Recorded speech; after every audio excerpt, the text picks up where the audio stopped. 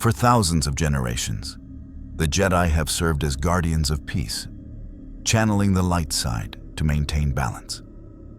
The Sith lurk in shadows, drawing power from passion and darkness. Between these eternal forces, the galaxy turns, predictable, ordered, bound by laws as immutable as gravity itself. But what happens when something arrives that recognizes no law, respects no balance, and treats reality itself as negotiable? What happens when chaos incarnate crashes into a universe built on structure? The answer would come not with a warning, but with laughter. Coruscant's lower levels had always been a place where the Senate's light didn't reach. 5,000 levels below the gleaming spires, where politicians debated the fate of the Clone Wars, smuggler Rax Vorian was having the worst day of his 32 years. The Pike Syndicate wanted their spice shipment. He'd gambled it away. Now 3 enforcers had him cornered in an alley that reeked of coolant leaks and recycled air that tasted like metal. "You got 2 options, Vorian," the lead Pike hissed, his insectoid features twisted in what might have been a smile. "Pay up, or we start removing parts you need." Rax's hand hovered near his blaster, knowing it was suicide. 3 against 1, his back against a trash compactor. The math was simple and fatal. That's when the sky split open. No ship appeared on any scanner. No hyperspace signature registered on traffic control systems monitoring Coruscant's endless aerial lanes. One moment, the perpetual twilight of level 1313 continued its usual grimy existence. The next, a tear in space itself appeared 300 meters above the alley. A wound in reality that bled light the color of madness and possibility. Something fell through. It tumbled end over end, small and dark against the neon glow of advertisements' holographic projections. The Pike enforcers looked up. Rax looked up. For one suspended moment, the entire criminal transaction paused in mutual confusion. The object hit the trash compactor with a metallic clang that echoed off durasteel walls. The rift sealed itself with a sound like reality sighing in relief. Silence returned, broken only by the distant hum of traffic lanes and the drip of some unidentifiable fluid from overhead pipes. "What the lead Pike started. Rax didn't think. Thinking was what got you killed in the lower levels. He dove for the object, his fingers closing around something smooth and wooden, carved with patterns that seemed to shift when he wasn't looking directly at them. A mask, ancient-looking, green as poison, with a grin carved into its surface that promised either the best night of your life or the last. "Drop it, Vorian!" Blaster fire scorched the air above his head. Rax did what any desperate man would do. He pressed the mask to his face. The transformation was instantaneous and apocalyptic. Reality hiccuped. The laws of physics, which had governed the Star Wars galaxy for billions of years, suddenly found themselves filing for early retirement. Rax Vorian ceased to exist in any meaningful sense. What rose from behind the trash compactor was something else entirely. Something that wore a yellow zoot suit that hadn't been in fashion for 3,000 years, a fedora that defied local gravity, and a smile that split its green face from ear to impossible ear. "Smokin'." The voice was Rax's, but cranked to 11, backed by invisible brass instruments and the suggestion that reality was now taking requests. The figure spun in place, the zoot suit transforming through 17 different patterns per second, each more garish than the last. The Pikes opened fire. This was their first mistake. Blaster bolts, coherent packets of plasma energy moving at near light speed, capable of punching through durasteel, hit the mask wearer and became something else. Cartoon bullets. They flattened against the green chest with audible bowing sounds, ricocheted at impossible angles, and left smoking holes in the shapes of perfect circles in nearby walls. One bolt bounced back, passed through a Pike's blaster rifle, and emerged as a bouquet of flowers. Ah, for me, you shouldn't have. The mask plucked the flowers from the shocked enforcer's hands, sniffed them dramatically, and promptly ate the entire bouquet in one cartoonish gulp. Tastes like disappointment and poor life choices. The lead Pike species had survived in the criminal underworld for millennia through pattern recognition and threat assessment. Every instinct he possessed was screaming contradictory information. Dangerous, harmless, predator, prey, impossible.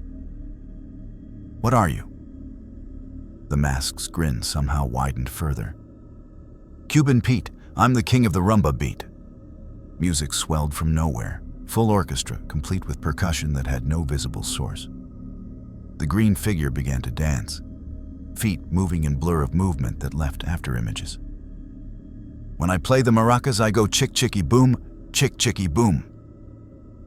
Actual maracas appeared in his hands. The mask shook them, and the sound waves became visible. Concentric circles of pure kinetic force that rippled through the air. The Pikes were picked up and thrown backward, tumbling through the alley like dice in a cosmic cup. They crashed into walls, trash piles, and each other with impacts that should have been lethal, but were instead merely humiliating. One Pike tried to run.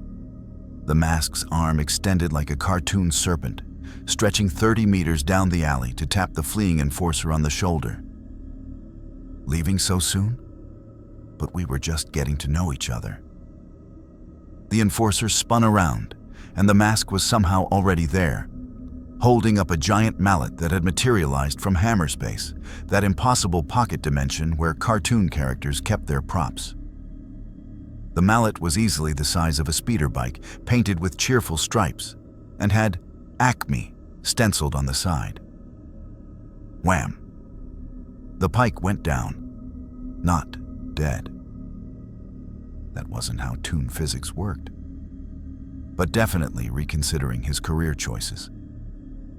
The other two were already running, scrambling over debris with the desperate speed of beings who just realized the universe didn't work the way they thought it did. The mask watched them go, twirling the mallet like a baton before it vanished back into the nowhere it came from. And stay out!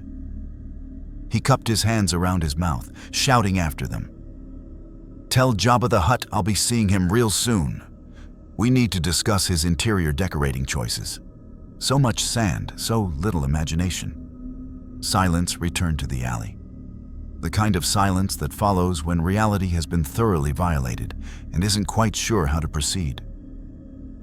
The mask stood alone, green face tilted toward the distant sky where the rift had appeared.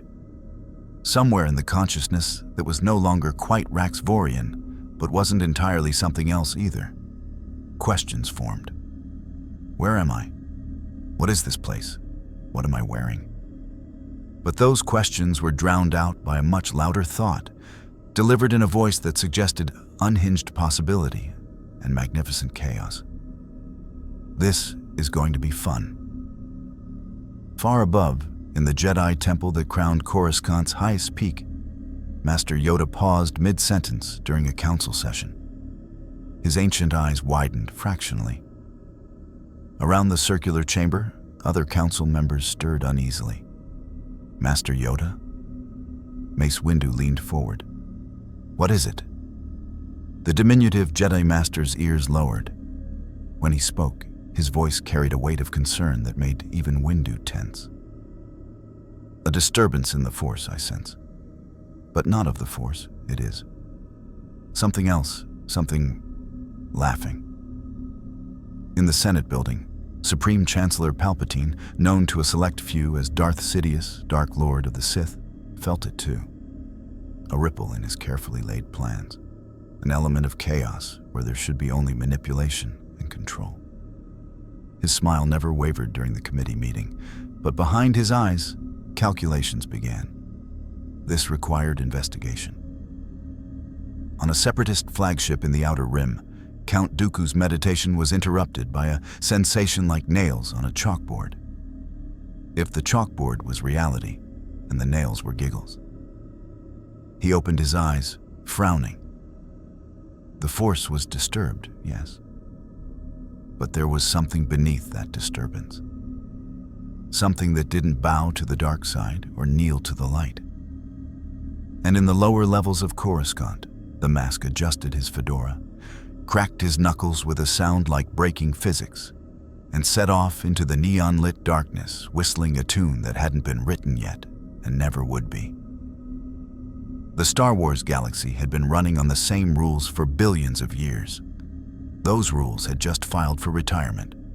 If you want to see more characters enter the Star Wars galaxy, hit that subscribe button and drop the name of a character you'd want to see in the comments below.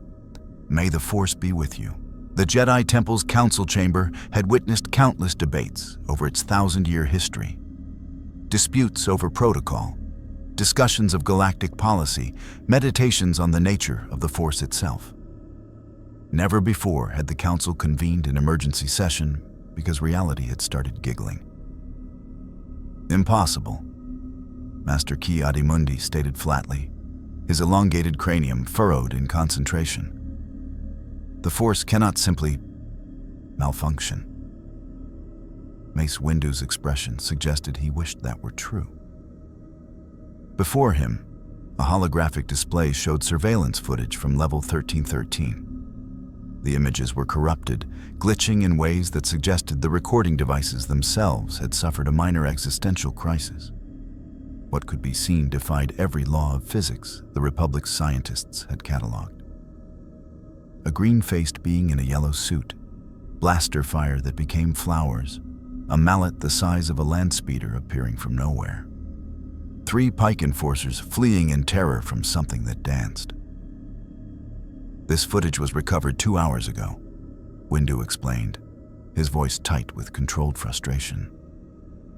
Coruscant security dismissed it as a hologram malfunction or spice-induced hallucination. But the Pikes were found 3 sectors away, babbling about cartoon demons and refusing to return to level 1313. Obi-Wan Kenobi stroked his beard thoughtfully. I've encountered many unusual Force abilities in my time. Sith alchemy, Night Sister magic, even the abilities of the Zepho. But this... He gestured at the frozen image of the mask's impossible grin. This feels different. Different, it is, Yoda confirmed, his ears flat against his head. The ancient master looked troubled in a way that made the younger council members uneasy. Touch this being. The Force has not. Yet changes reality, it does. A paradox. Dangerous. Plo Koon's masked voice was calm but grave. Could this be a new Separatist weapon? Some form of technology that mimics Force abilities? Technology can't explain this. Shakti gestured at the hologram, replaying the section where the mask's arm stretched 30 meters. Even the most advanced prosthetics have physical limitations. This entity restructured matter itself. Or, she paused, searching for words. Or convinced matter to restructure itself voluntarily. There's something else, Windu added grimly. He pulled up another display, a map of Coruscant's lower levels with red markers spreading like infection points. Since this incident, we've received reports of similar phenomena. A cantina where all the drinks turned into water, but the patrons insisted they were still drunk. A street gang whose blasters fired confetti instead of plasma. A debt collector who tried to intimidate a shopkeeper and somehow ended up painted bright pink, unable to wash it off. Chaos spreads, Yoda murmured. From a single point it radiates. Find the source we must.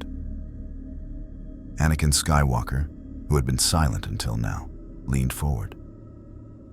The young Jedi Knight's mechanical hand clenched unconsciously. So we're hunting something that treats physics like suggestions. Wonderful. Any idea what we're actually dealing with? I consulted the archives, Obi-Wan said. Madame Jocasta Nu was less helpful than usual. There are references in ancient texts to artifacts that exist outside the Force's influence. Objects from other realities, other dimensions where different laws apply. Most scholars dismiss them as mythology. Not mythology, perhaps, Plo Koon suggested. The Force connects all living things in our galaxy. But what of things from beyond our galaxy? From outside the very fabric of our reality? The council chamber fell silent as that implication settled. The Force was absolute, eternal, the foundation of their entire understanding of existence. The possibility that something could exist outside it was philosophically terrifying. We must contain this, Windu decided. Anakin, Obi-Wan, take a battalion of clone troopers and investigate level 1313. Find this entity. Determine if it's sentient, if it can be reasoned with. And if it can't? Anakin asked. Windu's expression was stone. Then we contain it by force. Whatever this thing is, we cannot allow it to destabilize Coruscant. The war already stretches our resources thin. We don't need a wild card disrupting the capital. As the council dispersed, Yoda remained seated, staring at the holographic image of the mask's grin. Something about it troubled him deeply. In 900 years, he had learned to trust his instincts. And his instincts said this was not a threat that could be contained by conventional means. Laughing at us, it is, he whispered to the empty chamber.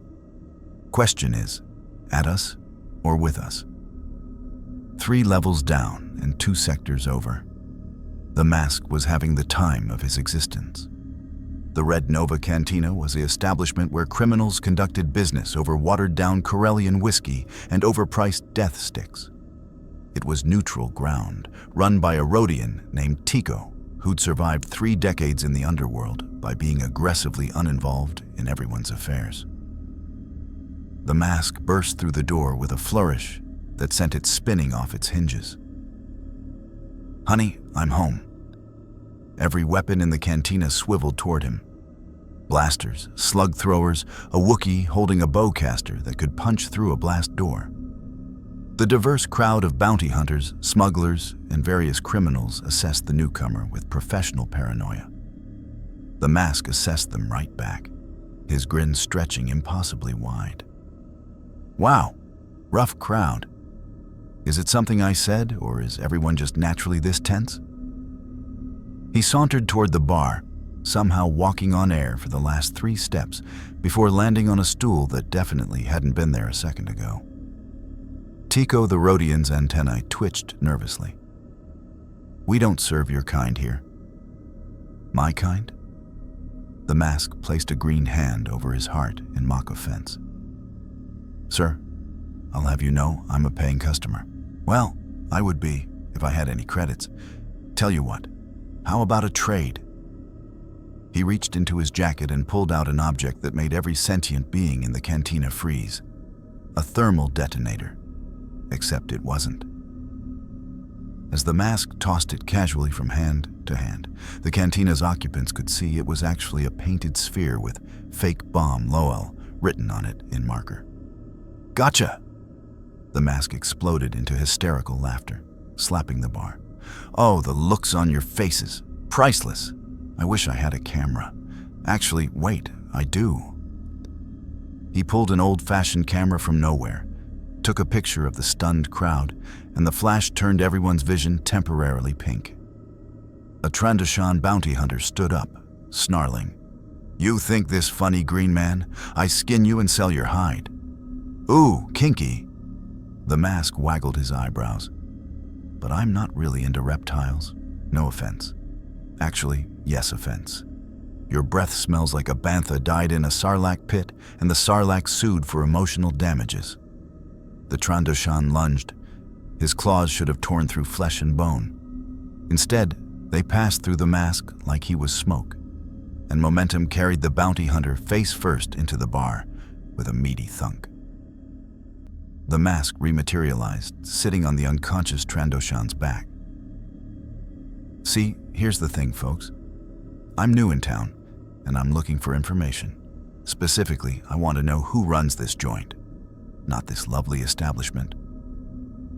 He gestured around the grimy cantina. I mean, who really runs Coruscant? The big bosses, the head honchos, the Jedi Council governs with the Republic Senate. Tico interrupted, desperate to end this before his cantina became a crime scene. Everyone knows this. Jedi, huh? The mask's eyes, which had been cartoonishly large, narrowed into cunning slits. Space wizards with laser swords? Oh, this is going to be good. He sprang up, suddenly wearing a fake beard and holding a toy lightsaber that made voom voom sounds when he waved it. Luke, I am your father's brother's nephew's cousin's former roommate. A brave or stupid human smuggler spoke up from the back. If you're looking for the Jedi, the temple's topside. 5,000 levels up, but they don't take walk-ins, pal. Challenge accepted. The mask snapped his fingers, and suddenly he wore a pizza delivery uniform complete with thermal bag. I'll just tell them I've got their order. Do Jedi eat pizza? They seem like they'd eat pizza, very serious pizza, with no toppings, just bread and sadness. He headed for the door, then paused, turning back to the bewildered cantina. Oh, almost forgot. He reached into the thermal bag and began pulling out actual pizzas, dozens of them, more than could possibly fit in the container. They flew through the air, landing perfectly on tables throughout the establishment. Here you go, folks. Compliments of the green guy. Pepperoni, mushroom, and existential dread. Enjoy. The mask vanished through the doorway with a theatrical bow. Behind him, the cantina's occupants stared at the pizzas. Tico cautiously opened one box. It was actually pizza. Hot, fresh, and smelling delicious. What? The Rhodian said slowly. In the 9 Corellian hells, was that? Outside, the mask looked up at the distant spires of the upper levels, where the Jedi temple gleamed like a beacon of order and tranquility. His grin became predatory, eager, delighted. Field trip time. He snapped his fingers again, and reality obliged. Where a green-faced being in a zoot suit had stood, there was now a rocket, a ACME brand rocket with fins, a pointed nose, and a saddle where the mask sat holding reins like he was riding a particularly explosive horse. The rocket's engines ignited with a cartoon whoosh that was somehow louder than actual rocket engines. Pedestrians dove for cover. Speeders swerved out of the way. The mask waved his fedora at them cheerfully as he streaked upward, leaving a trail of technicolor smoke that spelled out, "See you soon," before dissipating. Commander Cody, leading his battalion through level 2847 on their way to investigate the disturbance, looked up just in time to see something impossible flash past. His helmet's sensors tried to analyze it, failed, and settled for filing an error report. "Sir," one of his troopers said carefully, "did we just see—" "No," Cody interrupted firmly. "No, we did not." But in his gut, beneath the loyalty conditioning and military training, Commander Cody felt something he'd never experienced before. The distinct sensation that someone had just rewritten the manual for reality, and nobody had bothered to tell him. 5,000 levels above, the Jedi Temple's sensors detected an incoming object.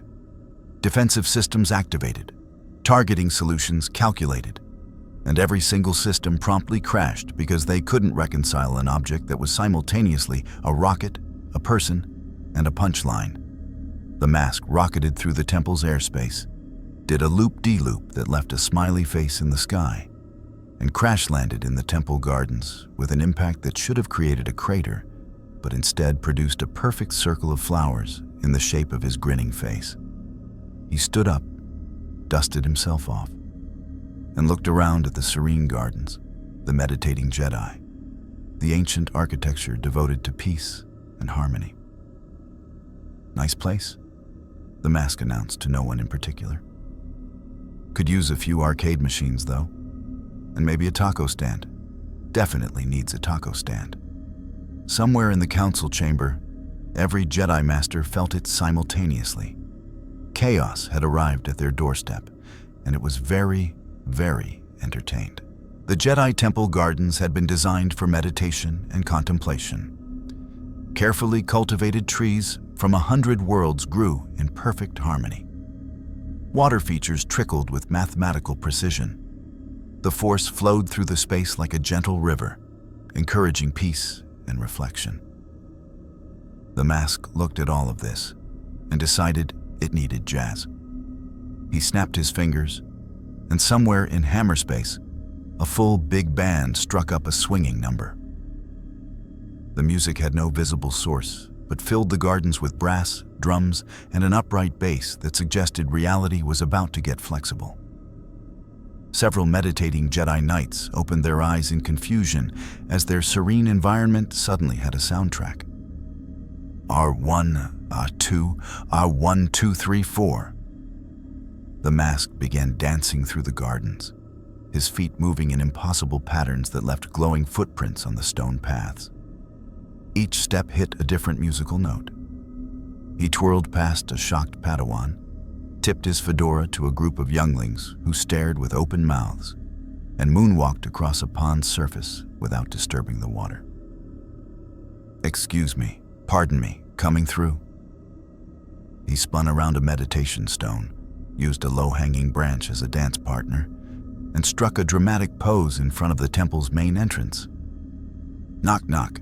Special delivery for the Space Wizard Club." The temple guards materialized from their posts, double-bladed lightsaber pikes igniting with that distinctive snap hiss. These elite Jedi were the temple's last line of defense, their identities hidden behind ceremonial masks, their presence radiating disciplined threat. The Mask looked at their masks, then at his own green face, and gasped dramatically. "Oh my stars, we're matching. Did we just become best friends?" "Halt," one guard commanded, his voice processed and emotionless. "You have trespassed on sacred ground. Surrender yourself for questioning." "Sacred ground? Oh geez, my bad." The Mask looked down at his feet, then pulled out an oversized welcome mat from hammerspace and placed it on the ground. He carefully wiped his feet on it, 17 times per foot, counting loudly, then kicked the mat away. "There, all clean. Now, about that surrender thing." He reached into his jacket and pulled out a white flag. The temple guards tensed, ready for an attack. The Mask waved the flag enthusiastically. "I surrender." "Wait, no." He pulled the flag back in and retrieved a different one. This one reading "Psych." He waved it like a matador's cape. "You'll never take me alive, coppers, and I'm already questionably alive, so that really narrows your options." The guards moved with fluid precision, attempting to surround him. The Mask yawned exaggeratedly, checking a pocket watch that showed 13 o'clock. "Wow, you guys are slow. Is it the robes? Because I gotta say, great for dramatic flowing, terrible for cardio." One guard lunged, pike aimed to stun rather than kill. The weapon passed through empty air. The Mask was somehow behind him, tapping the guard on the shoulder.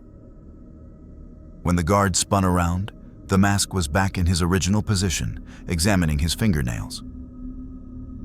"Teleportation?" another guard assessed. "Nope. Just really good at being over there when you want me over here." The Mask demonstrated by being in 3 places at once, each copy doing a different dance move before they merged back into a single green-faced being. It's all about the timing, and completely ignoring spatial limitations. That helps too. Inside the temple, alarms were already sounding. Anakin and Obi-Wan rushed toward the gardens, accompanied by a squad of clone troopers who'd been waiting for deployment orders.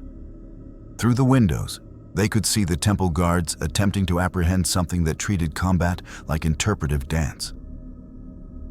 "That's our target," Obi-Wan said grimly, igniting his lightsaber. The blue blade hummed with contained power. Anakin's followed suit, his own blade casting blue light across his features. Doesn't look that dangerous. Just looks insane. The two are not mutually exclusive, Anakin. They burst into the gardens to find the scene had escalated. The mask now wore a referee uniform and held a whistle, apparently judging the temple guard's attempts to capture him on a scale of 1 to 10. He held up scorecards, all showing 2.5, except one that read, "Nice try, though. Masters Skywalker and Kenobi." The mask's eyes went cartoonishly wide. "Oh wow, I've heard about you." "Well, I haven't. But the guy whose face I'm wearing has heard about you, and that's close enough." He pulled out an autograph book from nowhere. "Can I get your signatures? Make it out to The Mask, best reality bender ever." "Stand down," Obi-Wan commanded, his voice carrying the weight of Jedi authority. He extended his hand, reaching into the Force to compel obedience.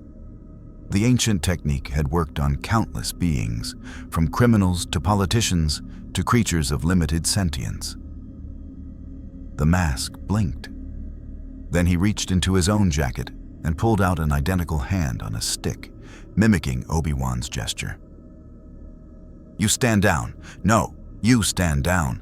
We could do this all day, Obi-Wan Keno." Wait, that's not right. Obi-Wan Kenobi? Obi-Wan Kenobi. Has anyone ever told you that you look like you'd taste good with ricotta? Anakin's eye twitched. He's mocking us. I'm noticing that, yes. The clone troopers raised their DC-15 blasters, red targeting dots painting the mask's chest. "On your knees, intruder." "Ooh, kinky part 2. You boys sure move fast." The mask struck a dramatic pose. "But I should warn you, I'm a terrible first date. I never call back, I eat all the breadsticks, and I have a tendency to turn weapons into party favors." He snapped his fingers. Every blaster in the clone trooper's hands transformed. Where military-grade weapons had been, there were now balloon animals. Expertly twisted balloon animals in the shapes of various creatures, but balloons nonetheless. The troopers stared at their hands in collective confusion. "What the?" one trooper started. "Language." The mask wagged a finger. "There are younglings present. We must set a good example." He gestured to the group of young Jedi who had gathered at a safe distance, watching with fascinated horror.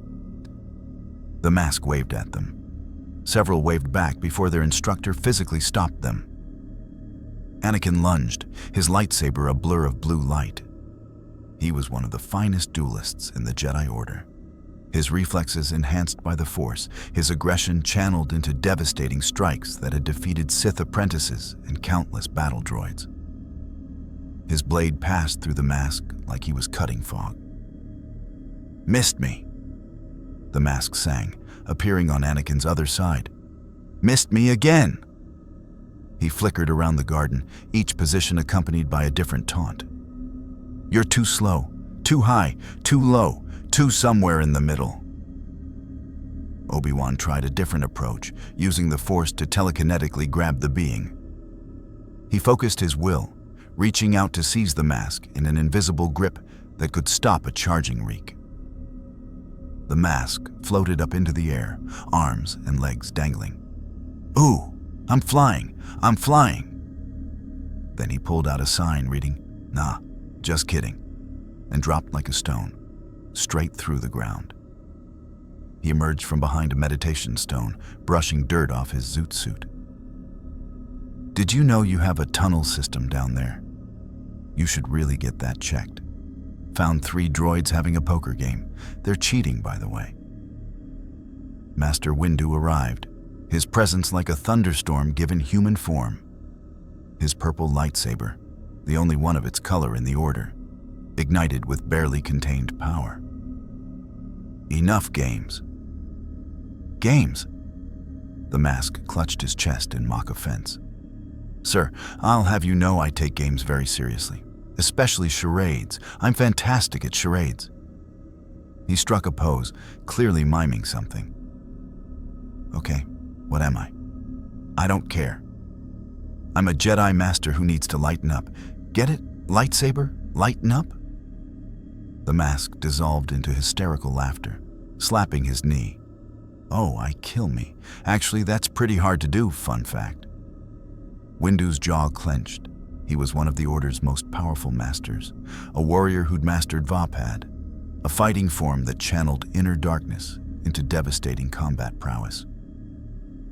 He drew on that now, letting controlled fury enhance his speed and power.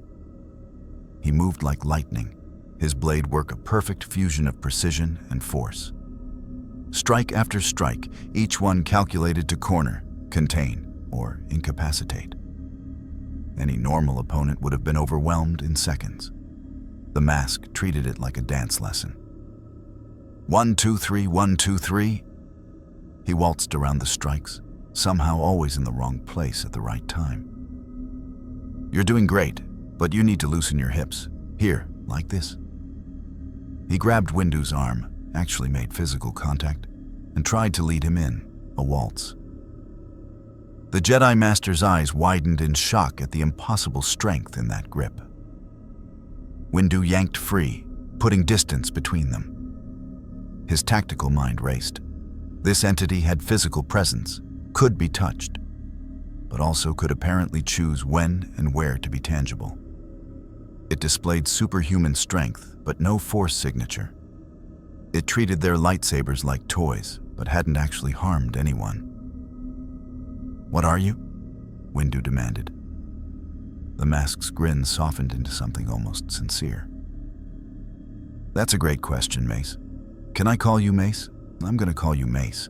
Honestly, I'm not entirely sure anymore. I'm this guy named Rax, nice guy, terrible at gambling. And I'm also this magical mask that turned me into a walking cartoon. It's complicated. Like, really complicated. Like explaining the plot of a soap opera to someone who doesn't speak your language. Complicated. For the first time since arriving, the mask seemed almost vulnerable, almost human beneath the green face and impossible abilities. Obi-Wan sensed it too, and he deactivated his lightsaber. "You're a victim of this artifact then," Obi-Wan said carefully. "The mask is controlling you." "Controlling? Nah." The mask shook his head, and for a moment, something like Rax's original personality flickered through. More like enhancing, amplifying. "I can do anything I can imagine, and brother, I've got one hell of an imagination now. But here's the thing." His voice dropped, becoming serious in a way that made the surrounding Jedi tense. "I crashed into your galaxy through some kind of space hole. I got no idea where I am, who you people are, or why everyone's so obsessed with laser swords and robes. And about 10 seconds after I put this face on, I had 3 different groups trying to kill me. The Pikes," Anakin realized. "Gold star for the angry one." The mask's demeanor flipped back to manic. "Yes, the bug faces wanted to ventilate me for owing them credits. Credits I didn't have because I'd gambled them away on a sabaki game that was definitely rigged. Then I come up here looking for answers, and boom, more people trying to stab me. Is everyone in this galaxy just super murder happy, or did I arrive on a bad day?" The Jedi exchanged glances. The being had a point. From its perspective, it had been defending itself. Master Windu didn't lower his blade. "If you wanted answers, then surrender the artifact. Let us study it, help you remove it safely." The mask's eyes narrowed. "Remove it? Oh, no, no, no. See, here's the thing. Mace Windu." He said the name with exaggerated gravitas. "This face is the only thing keeping me alive right now. Without it, I'm just Rax Vorian, failed smuggler with a debt to the Pikes and no way to pay. With it, I'm invincible, unstoppable, and having the time of my life. Why would I give that up? Because it will corrupt you. Obi-Wan said quietly. Power always does. Corrupt me. The mask laughed, but there was an edge to it now. Friend, I've been corrupt since I was 12 and stole my first speeder part. The galaxy's corrupt. These noble Jedi serve a republic that lets the lower levels rot while the upper levels party. Don't talk to me about corruption like you're saints.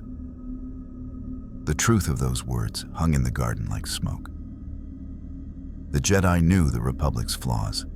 They struggled daily with the compromises their role demanded. Before anyone could respond, the mask's expression changed. His head tilted, listening to something only he could hear. Oh no. Speaking of corruption. His grin returned, but colder now, calculating. You've got a really big problem, space wizards. Like galaxy-ending level problem, and it's wearing a nice suit and sitting in your Senate building right now. What are you talking about? Anakin demanded. The mask tapped his temple. This face gives me all sorts of fun abilities, including the ability to smell lies. And oh boy, does your galaxy reek of them, especially from one particular source. But hey, he pulled out a business card from nowhere and flicked it to Obi-Wan, who caught it reflexively. You figure that out. You give me a call. Until then, I've got a whole galaxy to explore. He snapped his fingers. A cannon, an actual pirate ship cannon, completely anachronistic and impossible, materialized beneath him, the fuse lit with a cartoon sparkle. Wait! Windu started. Boom! The mask rocketed into the sky on a trail of smoke and laughter, soaring over the Coruscant skyline in a perfect arc before disappearing into the traffic lanes. Behind him, he left a group of very confused Jedi, a squad of clone troopers holding balloon animals, and several temple guards questioning their life choices. Obi-Wan looked down at the business card. It was green, with gold lettering that read, "The Mask, Reality Consultant. Available for parties, interventions, and existential crises. No Sith Lords, please." On the back, in hastily scrawled writing that seemed to shift between fonts, "Your Chancellor is lying. Ask him about his hobbies. XOXO, The Mask." Anakin peered over his shoulder. Is that a threat? I don't know, Obi-Wan admitted. But I think we need to report this to the Council immediately. High above, the mask surfed the air currents, riding an invisible wave toward the Senate district. His grin stretched impossibly wide as he sensed something dark, ancient, and very surprised to be noticed.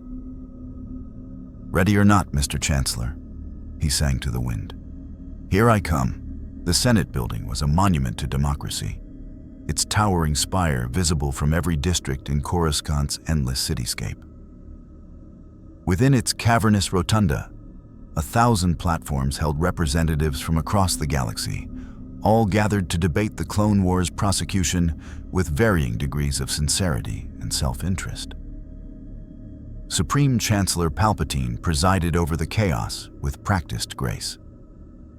His grandfatherly smile never wavered as senators argued.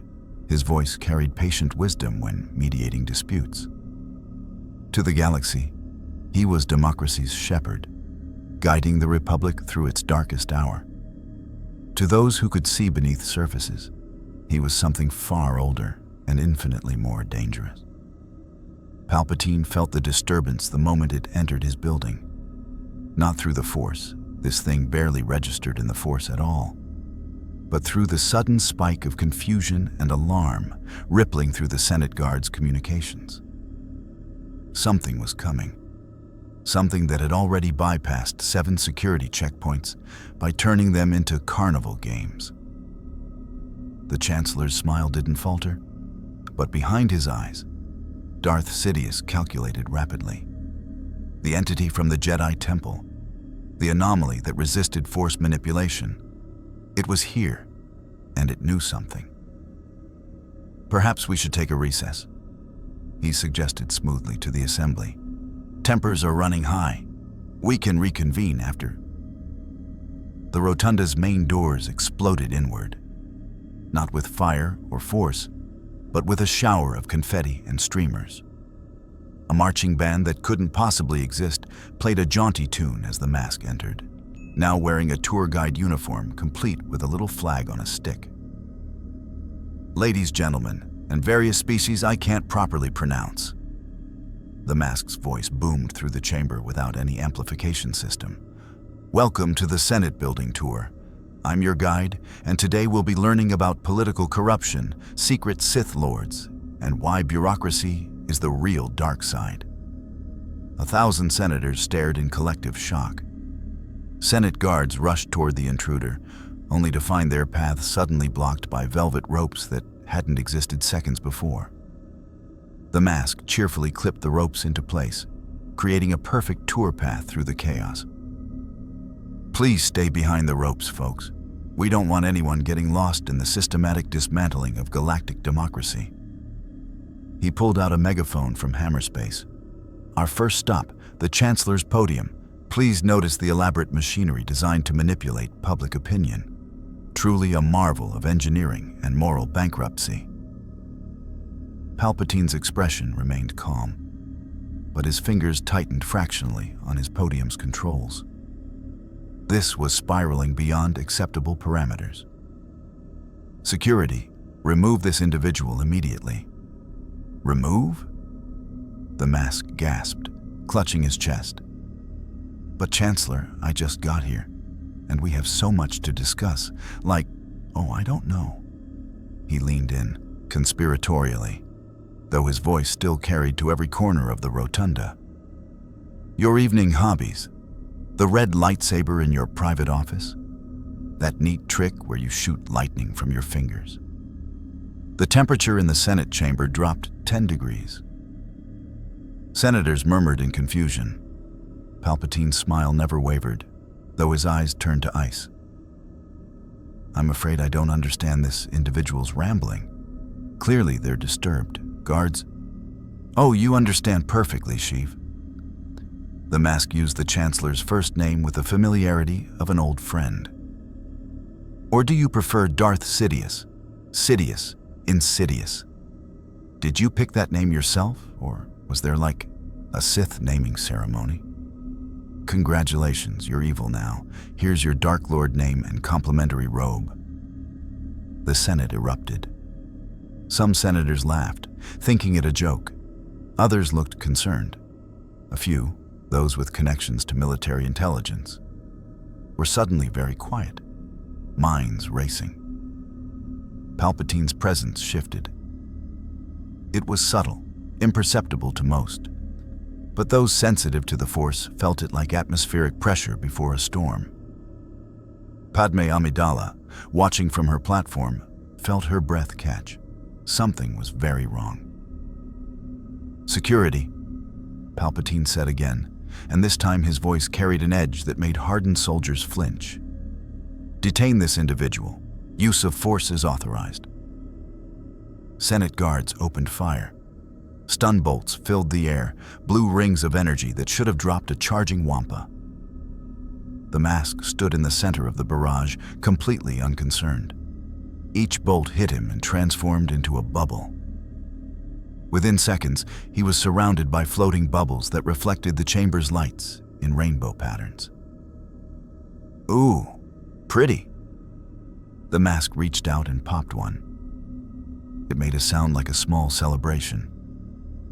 10 points to whoever can pop them all. Except you, Chancellor. You're disqualified for cheating at democracy. Bail Organa of Alderaan stood from his platform. Chancellor, perhaps we should hear what this individual has to say. If there are accusations, there are no accusations, Palpatine said smoothly. Only the ravings of a clearly unbalanced being. We should not dignify such unbalanced. The mask pulled a literal balance scale from his jacket, placing it on an imaginary table. On one side, he placed a small figure labeled Truth. On the other, a massive weight labeled Chancellor's Lies. The scale tipped dramatically. Seems pretty balanced to me. Well, balanced in favor of you being a giant liar, but that's still a form of balance. Mon Mothma, senator of Chandrila, rose carefully. Her political instincts were screaming. What evidence do you have for these claims? Evidence? Oh boy, do I have evidence. The mask reached into his jacket and began pulling out items like a magician with an endless handkerchief. 1. Recordings of private conversations between the Chancellor and Count Dooku. 2. Schematics for Order 66, a delightful little plan to murder all the Jedi. 3. A recipe for dark side cookies. Wait, that's not right. He tossed the paper over his shoulder. 4. Direct psychic knowledge of his evil plans because this face lets me smell corruption like a bloodhound smells fear. He pulled out an enormous magnifying glass and examined Palpatine through it.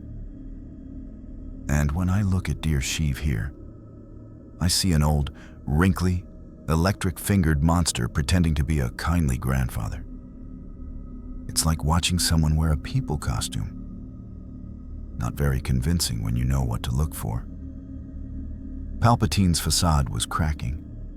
Centuries of Sith discipline kept his expression neutral, but the force around him roiled with barely contained fury. This creature, this anomaly, was unraveling decades of planning with jokes and accusations. These claims are absurd, Palpatine said, and now his voice carried the subtle force suggestion that had swayed countless minds. This being is clearly an agent of chaos, sent to destabilize our government during wartime. I call for an immediate vote to... Oh, no, you don't. The mask wagged a finger. None of your Jedi mind trick nonsense. That doesn't work on me, remember? Because I'm not from your galaxy, I don't play by your rules, and I definitely don't take suggestions from wrinkly, evil space wizards. He snapped his fingers, and suddenly the entire Senate chamber transformed. The walls became transparent, revealing a massive holographic display. It showed Palpatine, or rather, Sidious, in his secret office, hood drawn, speaking with a holographic Dooku about orchestrating battles and manipulating both sides of the war. Exhibit A, the mask announced like a prosecutor. Secret evil plotting. Note the dramatic hood and the lightning fingers. Classic villain tell. The recording was impossible. Those conversations had taken place in the most secure location in Coruscant, protected by technology and the Force itself. Yet there it was, playing for 1,000 senators to witness. Palpatine's expression finally changed. The grandfatherly mask slipped, revealing something cold and ancient beneath. Enough. The word carried power that made the building tremble. The hologram flickered and died. Senate guards who'd been moving to investigate suddenly stopped, their eyes glazing over as Force suggestions overrode their training. Around the chamber, weaker-minded senators slumped in their seats, overwhelmed by the psychic pressure. The mask's grin widened. Ooh, there it is. The real you. I was wondering when you'd stop pretending.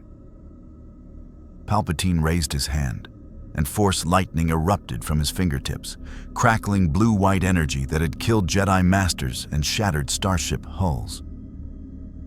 The attack crossed the chamber in a heartbeat, enough power to reduce a human being to ash. The lightning hit the mask dead center.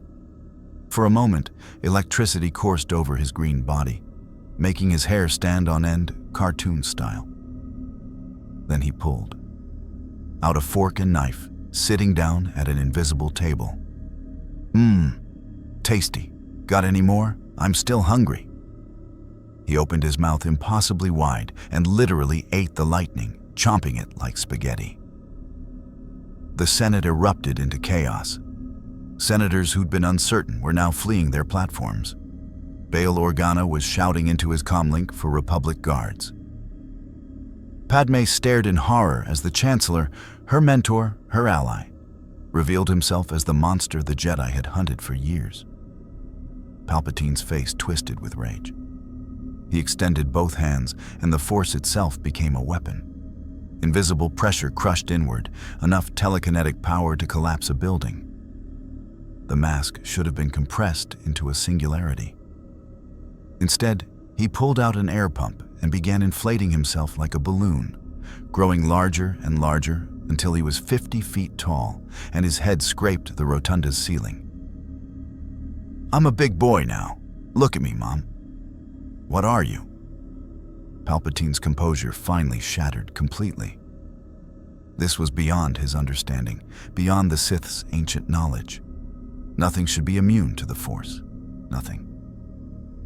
The mask shrunk back to normal size, appearing directly in front of Palpatine's podium. They were face to face. Cartoon grin versus ancient malevolence. "I'm your worst nightmare, Sheev. I'm chaos. I'm unpredictable. I'm everything your careful plans can't account for." His voice dropped, losing its manic edge for just a moment.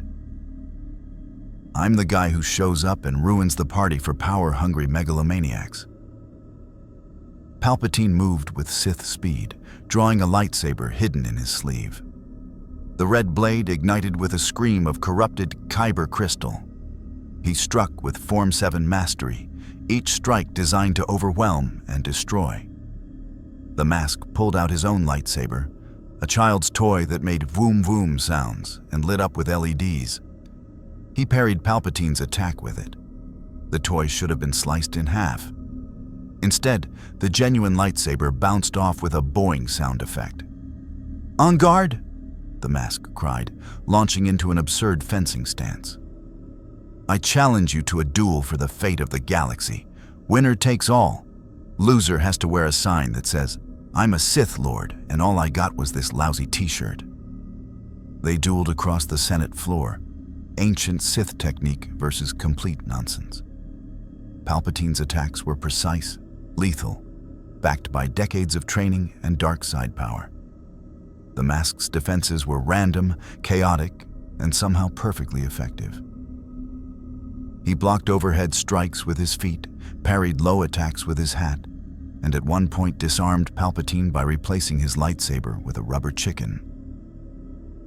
"Give that back," Palpatine snarled. The voice of Darth Sidious fully emerged now. "What, this?" The mask held up the red lightsaber, examining it critically. "Ooh, angry red color, very on brand. But have you considered blue or purple? Purple's nice. One of your Jedi has purple. You could match." He tossed the lightsaber back casually. Palpatine caught it, but his tactical mind was racing. This entity was toying with him. Every attack he'd launched, force lightning, telekinesis, lightsaber combat, had been rendered ineffective. He needed a different approach. "You've revealed me," Palpatine said, his voice returning to calculated calm. "Congratulations. But what do you think happens now? The Jedi are scattered across the galaxy. The clone army answers to me, even if these senators believe you." He gestured at the panicking chamber. "I control the military. I control the courts. I control everything. Except me," the mask pointed out cheerfully. "For now."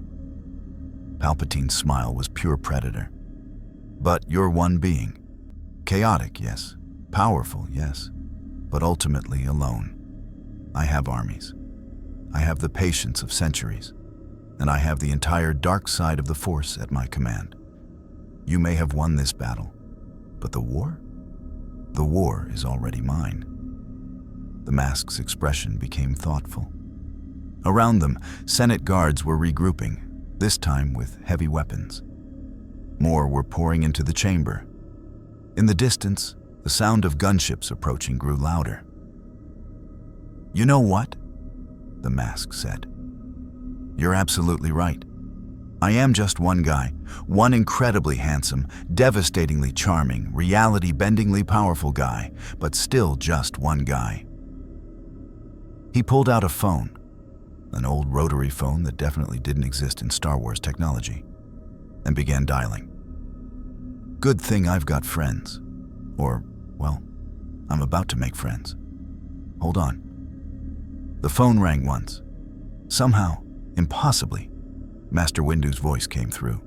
This is... What? How are you? Mace, buddy, pal, remember me? Green guy, crashed your garden party? Listen, I'm at the Senate building, and guess what? I found your Sith Lord. He's been the Chancellor this whole time. Surprise. Also, he's trying to kill me with an army. So if you could swing by with some of those laser swords and your best warrior monks, that'd be great. I'll save you some pizza. He hung up before Windu could respond, then immediately dialed again. Hello, is this the rebellion? No? Well, it should be. You're Senator Organa, right? Yeah, your boss just tried to lightning bolt me and revealed himself as an evil space wizard. Thought you should know. Might want to start planning some rebellions or whatever. Toodles. Palpatine's expression darkened. You think the Jedi can stop me? I'll execute Order 66 right now. Every clone trooper in the galaxy will turn on their Jedi generals simultaneously. By the time anyone reaches this building, the Jedi Order will be extinct. See? That's where you made a mistake, Sheev. The mask's grin became razor sharp. You assumed I'd give you time to execute your plans? But I'm chaos, remember? I don't wait for villain monologues to finish. He snapped his fingers. Throughout Coruscant, every communication device connected to the Senate feed, and there were millions, suddenly activated. Screens in, cantinas, datapads in offices, holographic displays in military barracks, all of them showed the same thing. Palpatine's true face, his lightning attack, his admission of controlling both sides of the war. The mask had broadcast everything. The entire planet had just watched their Supreme Chancellor reveal himself as a Sith Lord. Palpatine's face went pale, then flushed with rage. You've ruined everything. Yep. The mask was absurdly proud. Decades of planning, all that careful manipulation, that whole I am the Senate thing you were building toward. Poof, gone, bye-bye. How's it feel to have your evil plans foiled by a guy in a zoot suit? Red lightning erupted from Palpatine in all directions, not aimed but explosive. Raw dark side fury, given form. The attack was devastating, uncontrolled, strong enough to level the building. Senators screamed. Guards were thrown backward. The very structure of the chamber began to crack. The mask pulled out an umbrella, a tiny cocktail umbrella, and held it up. The lightning hit it, and somehow, impossibly, was completely deflected. Sorry, I don't accept collect calls from angry senior citizens. In the distance, the distinctive sound of Republic gunships mixed with something else. Jedi starfighters, moving at combat speed toward the Senate building. Palpatine heard them too. His empire was crumbling before it had even begun. And it was all because of this green-faced anomaly that treated reality like a suggestion. For the first time in decades, Darth Sidious felt something he'd forgotten. Fear. The mask sensed it and laughed. Not mocking, but delighted. Like a child who just won an impossible game. Uh-oh. Looks like someone's evil plans are falling apart. Maybe next time, don't monologue to the chaos entity. That's like Villain 101. Palpatine made his decision in a heartbeat. Retreat. Regroup. This battle was lost, but he could still salvage his position. He raised his hand, and smoke bombs, actual smoke bombs, not force tricks, exploded across the podium. When it cleared, the Chancellor was gone, fled into the building's hidden passages. The mask looked at where Palpatine had been and shrugged. Hey, he'll be back. They always come back. It's like a villain contract or something. He turned to face the terrified Senate, most of whom were still processing what they'd witnessed. So, Now that we've established that your leader was an evil space wizard, might I suggest some governmental reforms? Maybe a committee? I love committees. They're super effective and definitely don't waste everyone's time. Through the shattered doors, Mace Windu arrived with a strike team of Jedi Knights, lightsabers drawn. They stopped short, taking in the destroyed chamber, the cowering senators, and the mask standing casually in the center of it all, waving at them cheerfully. "Hey, Mace, you're just in time. I saved you a Sith Lord, but he escaped? My bad. Turns out megalomaniacs are slippery when cornered. Who knew?" Windu's expression suggested he was having the longest day of his very long life. "What did you do?" "Saved the galaxy." The mask struck a heroic pose. "You're welcome, by the way. No need to thank me. Actually, you should totally thank me. I accept gratitude in the form of pizza, tacos, and not trying to arrest me anymore." Behind Windu, Obi-Wan Kenobi surveyed the damage with the weary eyes of someone who'd stopped being surprised hours ago. "I think," he said slowly, "we need to have a very long conversation about what just happened here." "Sure, I love conversations." The mask pulled out a therapy couch from Hammerspace and lay down on it. "But first, tell me about your relationship with your father. I feel like there's some unresolved issues there. Somewhere in the depths of Coruscant's infrastructure, Palpatine fled through maintenance tunnels, his perfect plans in ruins, hunted by both Jedi and his own exposure. And in the smoking remains of the Senate chamber, the mask had just rewritten the entire Clone Wars trajectory with nothing but chaos, cartoon physics, and an absolute refusal to take anything seriously. The galaxy would never be the same. The Jedi Temple's emergency council chamber had never been designed for this level of chaos. Normally reserved for war planning and crisis management, it now hosted what could only be described as the galaxy's most surreal debriefing. The mask sat in the center of the chamber, spinning in a chair that definitely hadn't been there before. He'd somehow procured a juice box and was sipping it loudly through a curly straw, while 12 of the Order's most powerful masters stared at him with varying degrees of confusion, suspicion, and exhaustion. "So let me get this straight," Mace Windu said, pinching the bridge of his nose. "You arrived in our galaxy by accident, immediately bonded with an artifact of unknown origin, developed reality warping abilities that ignore the Force, and then, purely on instinct, exposed the greatest threat to the Republic in 1,000 years. "Yep." The mask gave a thumbs up. "Pretty good for my first day, right? I'm thinking of putting it on my resume. Defeated ancient evil within 6 hours of arrival. Really makes me stand out from other applicants." "This is not a joke," Ki-Adi-Mundi interjected sternly. "The Supreme Chancellor has revealed himself as Darth Sidious, the Sith Lord we've been hunting for over a decade. The entire Republic is in crisis. Planetary governors are demanding answers. The Senate is paralyzed. The clone army's loyalty is in question." "Okay, first of all, it's a little bit of a joke," the mask corrected, holding up his fingers to show a tiny gap. "Second, you're welcome for the whole exposing the Sith Lord thing. I don't recall hearing any thank yous yet. Just a lot of complaining about how I ruined everyone's day by saving democracy." Yoda tapped his Geimer stick against the floor.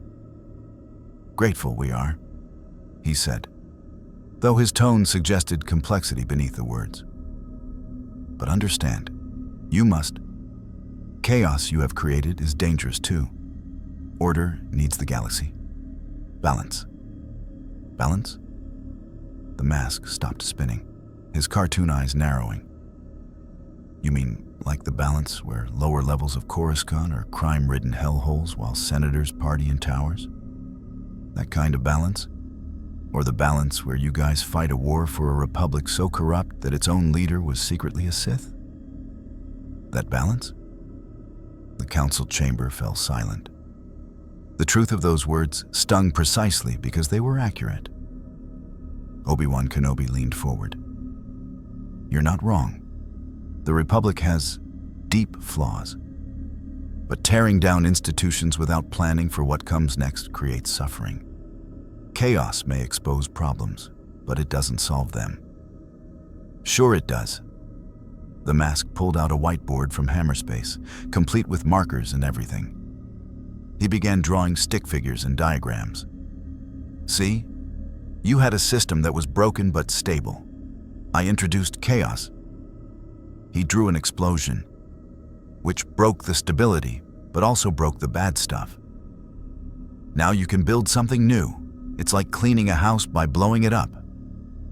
Sure, there's rubble, but at least you know where the mold was. That is possibly the worst analogy I've ever heard, Mace Windu said flatly. Thank you, I try. The mask beamed with pride. Plo Koon's filtered voice carried concern. The immediate question is, what do we do now? Palpatine has fled. Our clone forces throughout the galaxy are commanded by officers who believed in him. We don't know who we can trust. Oh, I can help with that.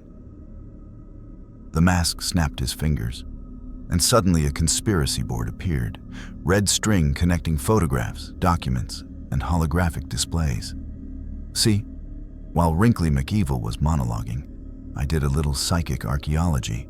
This face, he tapped his green temple, lets me sense lies, deception, and bad vibes. I've been cataloging everyone in this city for the past 3 hours. That's impossible, Ki-Adi-Mundi protested.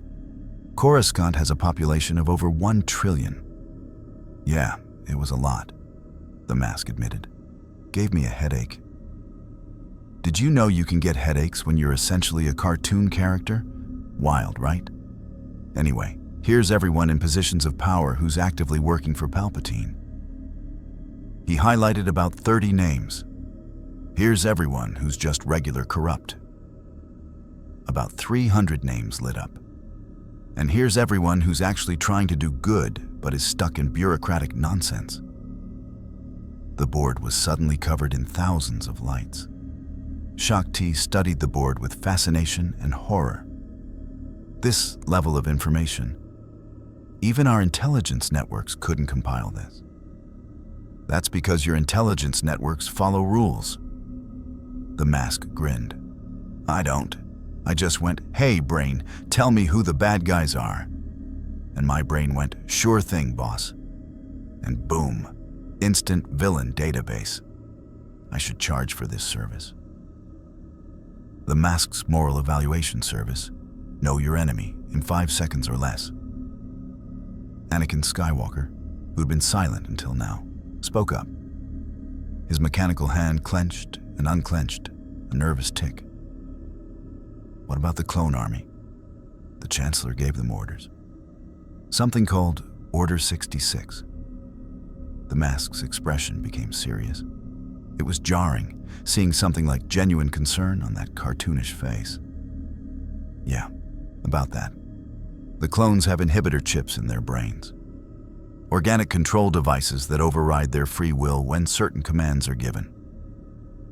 Order 66 is one of them. Kills all Jedi on command.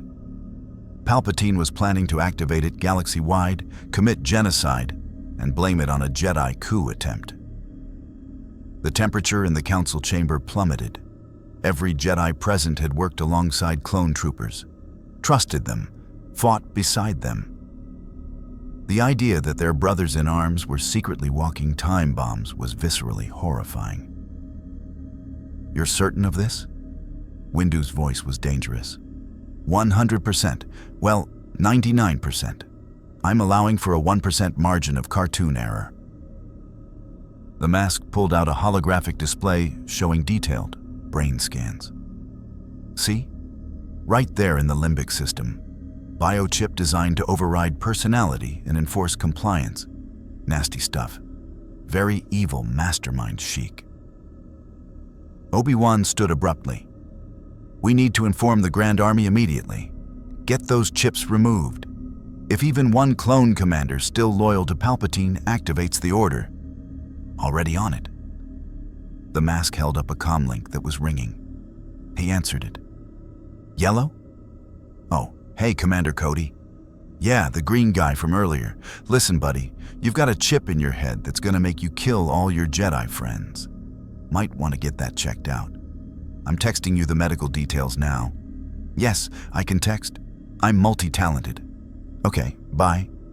He hung up and looked at the stunned council. What? You guys were taking too long. I made some calls. Every clone commander in the 501st, 212th, and Coruscant Guard has been notified. They're coordinating with medical droids as we speak. Should have the chips removed within the week. Mace Windu stared at the green-faced entity with an expression somewhere between gratitude and homicidal frustration. You just solved a galaxy-wide conspiracy in 15 minutes. Yep, it's amazing what you can accomplish when you're not bogged down by committee meetings and jurisdictional red tape. The mask stood up, stretching impossibly far before snapping back to normal size. Now, here's the real question. What are you going to do about Palpatine? Hunt him, Anakin said immediately. His voice carried an edge of barely controlled anger. He orchestrated this entire war, played both sides, got thousands of Jedi killed, millions of clones and civilians. He needs to answer for that. Sure, but where? The mask pulled out a map of the galaxy. He's got safe houses, secret bases, loyal forces. He's been planning this for decades. You think he doesn't have an escape plan? The guy's got more backup plans than I've got cartoon props. Then we search the galaxy until we find him, Kiz Adimundi declared. While he rebuilds his power base, recruits new followers, and continues manipulating from the shadows. The mask shook his head. Nah, you need to be smarter than that. You need to think like a paranoid megalomaniac. He paused. Actually, don't do that. That sounds exhausting. Just let me handle it. Absolutely not, Windu said firmly. You've already caused enough chaos, helpful chaos. And we cannot simply allow an entity of unknown origin and unlimited power to operate without oversight. The mask's grin became sharp. Can't allow, Mace, buddy, pal, guy who looks perpetually constipated, you don't have a choice. I'm not from your galaxy. Your rules don't apply to me. Your force doesn't affect me. You can't contain me, control me, or stop me. The only reason I'm here talking to you instead of off exploring this weird space opera you call home is because I choose to be. The tension in the room crystallized. Hands moved toward lightsabers. The mask didn't move, but his presence seemed to expand, filling the chamber with the weight of absolute chaos barely restrained. Yoda raised his hand, stopping the other council members. Right, he is. Force him, we cannot. Trust him, we must. Or become what we fight against, we will. Master Yoda, Windu started. No, Mace. The ancient Jedi's eyes were sad, but certain. Fear this being, the dark side would. Control it, the dark side would try. Learn from this, we must. Not all power needs our permission. Not all help comes in forms we understand. The mask's expression softened. Yoda gets it. See, this is why you're the wise one. You're like 800 years old and you still get it. He reached out and patted Yoda's head. The ancient master's ear twitched, but he didn't pull away. I'm not your enemy, space wizards. I'm chaotic neutral at worst, chaotic good at best. I just want to explore, have fun, and maybe stop a few evil empires along the way. Is that so bad? It depends entirely on what your definition of fun entails, Obi-Wan said dryly. Oh, you know. Sightseeing, trying new foods, violating the laws of physics, preventing genocides, the usual tourist stuff. The mask pulled out a camera and took a selfie with the council in the background. This is going in my scrapbook. Day 1, saved democracy, made frenemies with space wizards. Before anyone could respond, Alarms blared throughout the temple. A holographic display activated, showing a grim-faced clone commander. "This is Commander Thier of the Coruscant Guard. We've got a situation in the Senate District. Riots are breaking out. Citizens are demanding answers about the Chancellor's identity. We're trying to maintain order, but it's deteriorating fast. We need Jedi support." The Council exchanged glances. This was the chaos they'd feared, the destabilization that came from exposing corruption without a transition plan. The mask watched their expressions and rolled his eyes. "Oh, come on. You look like someone kicked your puppy. This is a good thing." "Civil unrest is a good thing?" Ki-Adi-Mundi demanded. "When it's righteous anger against a corrupt system, yes." The mask gestured wildly. "These people just found out their leader was literally Space Satan. They have every right to be mad. Your job isn't to suppress that, it's to channel it into something productive." "And how do you suggest we do that?" Shakti asked, genuine curiosity in her voice. The mask's grin returned. "Easy. You give them hope. You go down there, all noble and Jedi-like, and you tell them the truth. The Republic was corrupted, but it doesn't have to die. You're going to help rebuild it better, stronger, more transparent. You're going to remove those inhibitor chips from the clones, giving them true free will. You're going to investigate every senator, every official, everyone in power, and clean house, and you're going to do it all with their help." He pulled out a megaphone from Hammerspace and handed it to Mace. "Windu. Democracy isn't a spectator sport, Mace. Let them participate. Form citizen committees, hold public hearings, make the government actually answer to the people for once. Crazy idea, I know, but it might just work." Obi-Wan stroked his beard thoughtfully. "He has a point. The Republic's legitimacy is in question. We need to rebuild trust, not just impose order."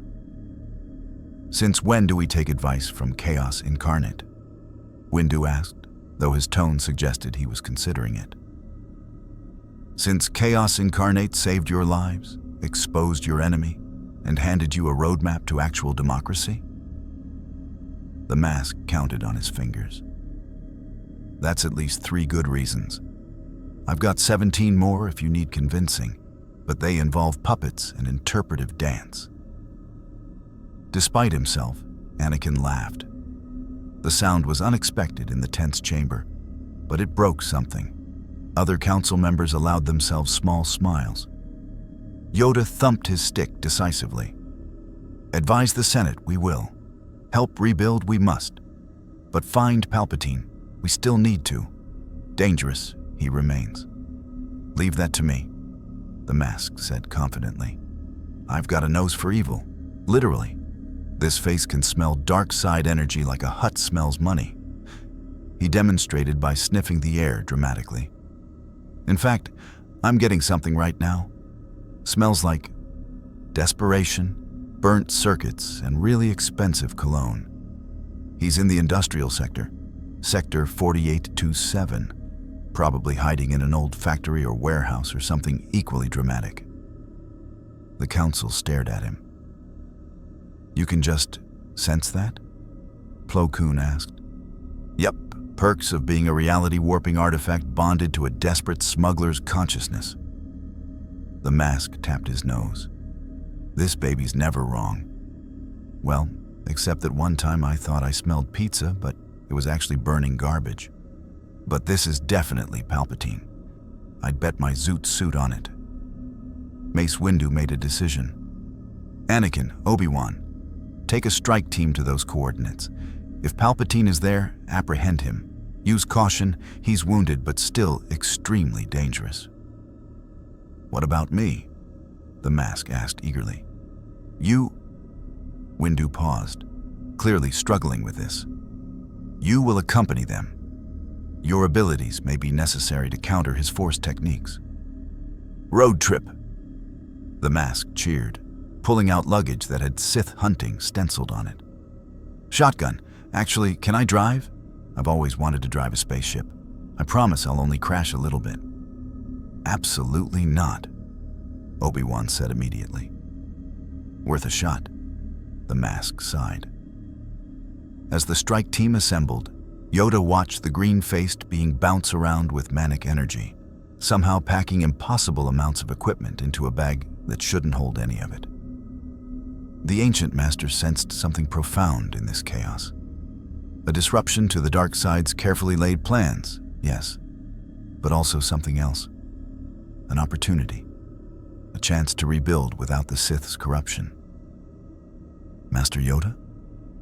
Shakti approached quietly. "Do you trust him?" "Trust?" Yoda considered the question. "No." "Understand him?" "No." "Need him?" He watched the mask attempt to juggle thermal detonators, fake ones, thankfully, while Anakin shouted at him to stop. Perhaps. In darkness, even strange light is useful. In the industrial sector of Coruscant, Darth Sidious tended his wounds in an abandoned droid factory. His decades of planning lay in ruins around him, destroyed by an entity that shouldn't exist. The Sith Lord's eyes glowed yellow with barely contained rage as he plotted his revenge. He didn't know it yet, but that revenge was about to become significantly more complicated. The mask was coming, and he was bringing friends. The industrial sector smelled of ozone, stale lubricants, and failure. Darth Sidious, no longer Palpatine, the mask had been stripped away completely, stood in the echoing cavern of a disused droid foundry. The air hummed with the ghost of machinery, the high ceilings stained with centuries of chemical runoff. He clenched his fist, and the Force responded with a tremor of cold rage. His grand design, the culmination of 1,000 years of Sith planning, lay in smoking ruins, undone not by a rival Sith, not by a Jedi prophecy, but by a joke. His comlink buzzed, a secure frequency. The holographic form of Count Dooku materialized, the Separatist leader's aristocratic features tight with confusion and barely restrained fury. "My lord, the broadcast. The Senate is in chaos. The core worlds are questioning everything. What are your orders?" Sidious' voice was a rasp of crushed glass. "The contingency plans, Lord Tyrannus. Execute them. All Separatist forces are to launch simultaneous assaults on key Republic shipyards and supply lines. Create as much chaos as possible. The Republic must be too busy fighting for its life to organize a proper hunt." "And the Jedi?" A smile, thin and cruel, touched Sidious's lips. "Their precious order is about to face its greatest test. I may have lost the Senate, but the clone army's loyalty is still a question mark. And there are other weapons in the dark." He cut the transmission. The war would rage on, a useful distraction. He needed time. Time to understand this new variable. Time to find a way to kill what could not be killed by the Force. His meditation was interrupted not by a sound, but by a sensation. The distinct feeling of being watched by something that found him hilarious. He looked up. Perched impossibly on a rusted conveyor belt 50 feet above, legs swinging like a child's, was the mask. He was munching on a giant bag of popcorn, the buttery smell incongruous with the industrial stench. "So this is the evil lair?" The mask called down, his voice echoing. "A little drab, don't you think? Needs some color. Maybe a lava lamp or two? A nice rug would really tie the room together." Sidious did not waste energy on rage. He assessed. The Jedi would be close. This creature was the advanced scout, the distraction. He reached out with the Force, not toward the mask, but into the shadows of the foundry. The dark side coiled around the support structures, the dormant machinery. He would turn this place into a tomb. "You have inconvenienced me," Sidious stated, his voice echoing in the vast space. "But you have not won. The dark side is patient. It is eternal. You are a temporary anomaly. Temporary, buddy, I'm wearing the face of an immortal god of mischief. The mask tossed a popcorn kernel. It arced through the air and hit Sidious square on the forehead with a tiny plink. I'm less of an anomaly and more of a systemic upgrade. You're running Windows Sith.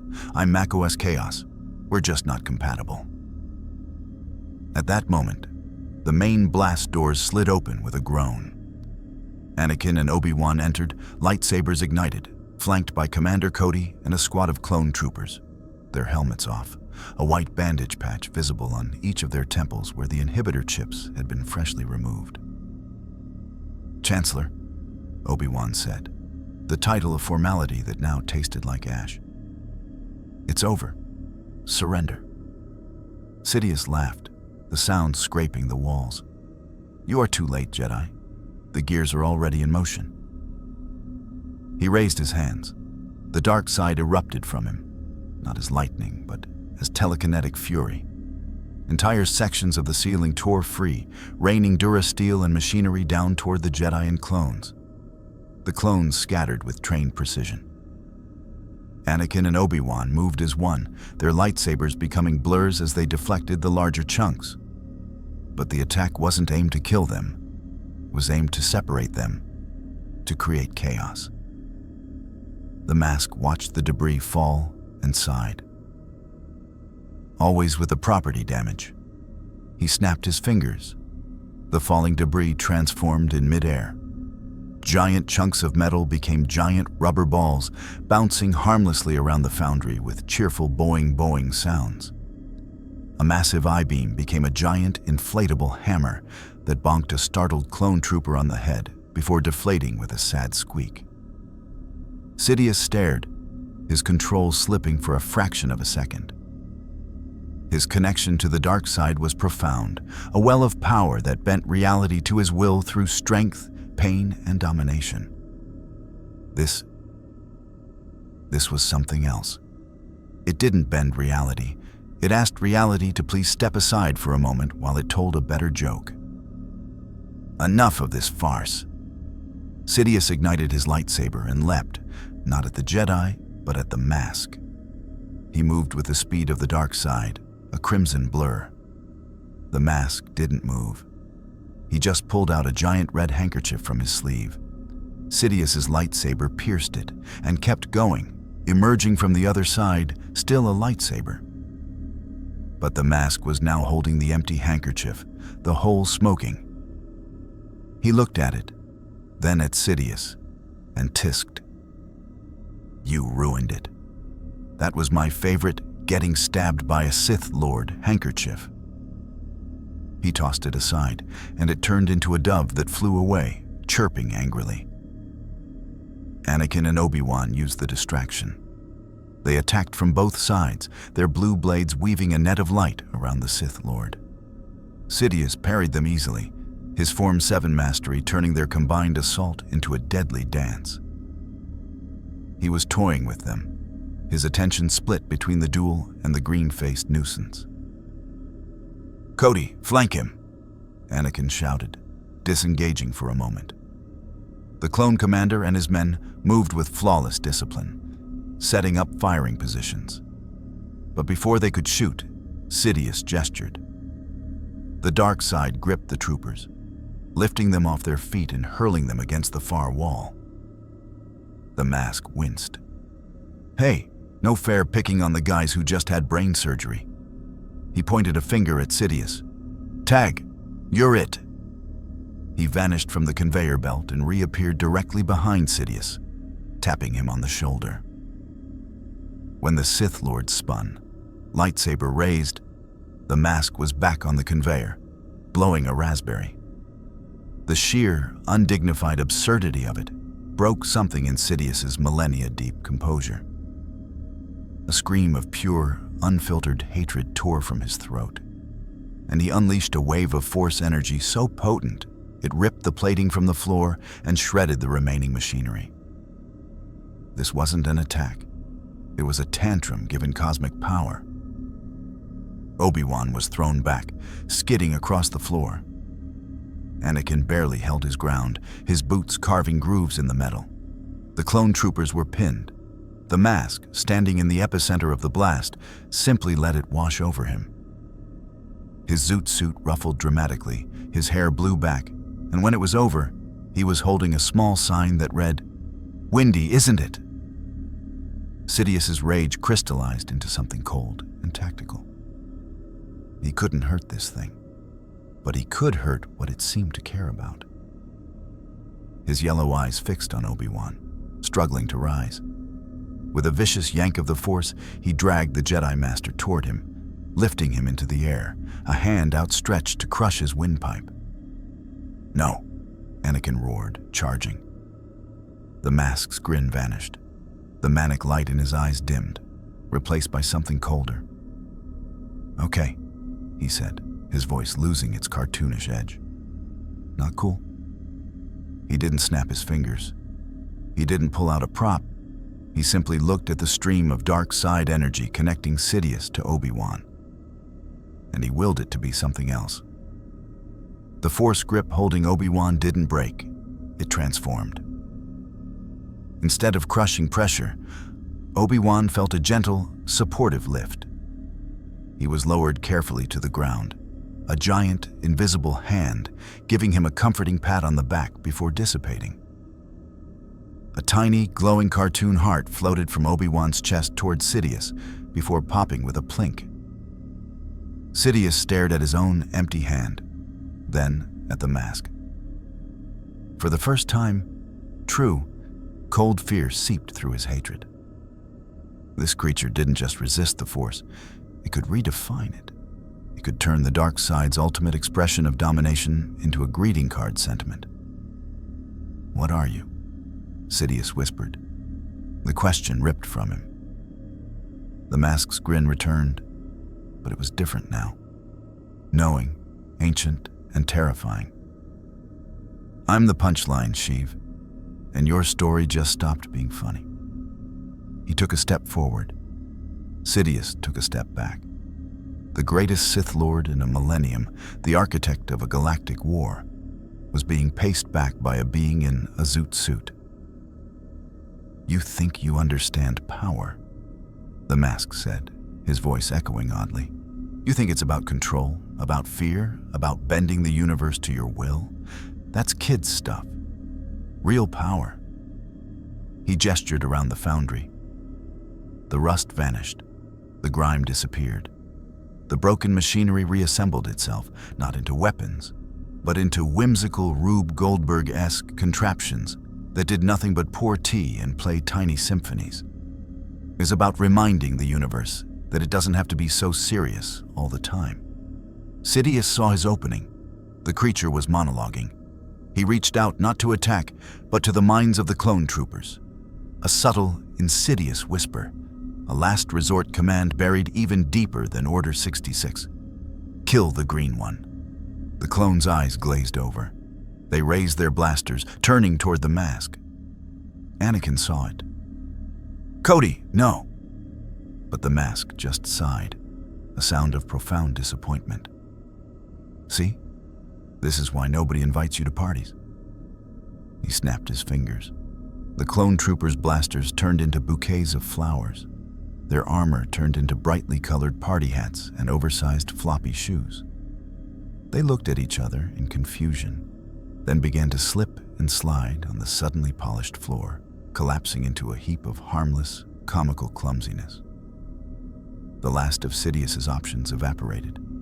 He was beaten, not by strength, but by absurdity. With a final snarl, he reached into his robes, pulled a thermal detonator, and activated it. Not to kill them, to cover his escape. He hurled it at the main power conduit and fled toward a hidden service hatch. "Thermal det," Cody yelled. Everyone dove for cover, everyone except the mask. He caught the detonator like a baseball. It beeped ominously in his hand. He looked at it, shrugged, and took a bite out of it as if it were an apple. There was a muffled crunch, and he swallowed. He let out a small, smoky burb. Spicy. By the time the smoke cleared, Sidious was gone, the hatch sealed behind him. Anakin slammed his fist against a wall. He escaped. Again. Obi-Wan got to his feet, breathing heavily. But he's running. He's exposed. The galaxy knows what he is. He looked at the mask, who was now trying to teach a bewildered clone trooper how to juggle his flower bouquets. We have you to thank for that. The mask dropped the bouquets. Ah, it was a team effort. You provided the dramatic tension, I provided the comic relief. His expression turned thoughtful. He's scared now, really scared. And scared evil wizards don't think straight. He'll make a mistake soon. And we'll be there when he does, Anakin vowed, his eyes burning with determination. The mask looked at the young Jedi, then at Obi-Wan, then at the clones trying to extract themselves from their ridiculous shoes. He saw the weariness, the determination, the flicker of hope amidst the ruin. The chaos he'd unleashed had toppled a tyrant, but it had also left a gaping wound. His grin softened, just for a moment. Yeah, he said, his voice uncharacteristically quiet. You will be. But in the back of his mind, Rax's mind, the smuggler's consciousness that was still in there somewhere, a thought echoed. He'd stopped a Sith Lord today, but he'd also unleashed something else, a galaxy without a center, a war without a hidden director. The chaos was just beginning, and as much as he loved chaos, even he knew that what came next wouldn't be a joke. The fallout was immediate and galactic. With the central, controlling intelligence of Darth Sidious in flight, the Clone Wars didn't end, they shattered. The Separatist Council, receiving Dooku's frantic orders to escalate, launched their assaults. But without Sidious's masterful coordination, they were brutal, disjointed hammer blows, not strategic strokes. Republic forces, reeling from the revelation about their chancellor and grappling with the shocking, galaxy-wide surgery to remove inhibitor chips, fought back with desperate, confused valor. The Jedi Council was thrust into a role it was never meant to play: provisional government. Mace Windu and Yoda stood not in the temple's tranquil chambers, but in the scorched and half-empty Senate rotunda, facing a sea of holograms representing fractious, frightened worlds. The office of the Chancellor is suspended pending investigation, Windu declared, his voice echoing in the vast space. The Jedi Order, in conjunction with a civilian oversight committee led by Senators Organa and Mothma, will administer emergency powers until a legitimate, transparent government can be restored. The protests were immediate. Military rule by mystics, cried a core world representative. Where is the proof of these inhibitor chips? Demanded another. The chaos the mask had unleashed was a vacuum, and nature, especially political nature, abhorred a vacuum. Meanwhile, the mask found himself with an unexpected problem: boredom. Coruscant's underworld, once a thrilling playground of danger and intrigue, now treated him like a natural disaster. Cantina doors slammed shut when he approached. Bounty hunters crossed the street to avoid him. He'd become the galaxy's ultimate party crasher, and the party had moved on. He moped in a newly created, garishly decorated penthouse apartment he'd willed into existence atop a financial district spire. It was filled with impossible furniture, self-pouring drinks, and a grand piano that played jaunty tunes by itself. It was also profoundly lonely.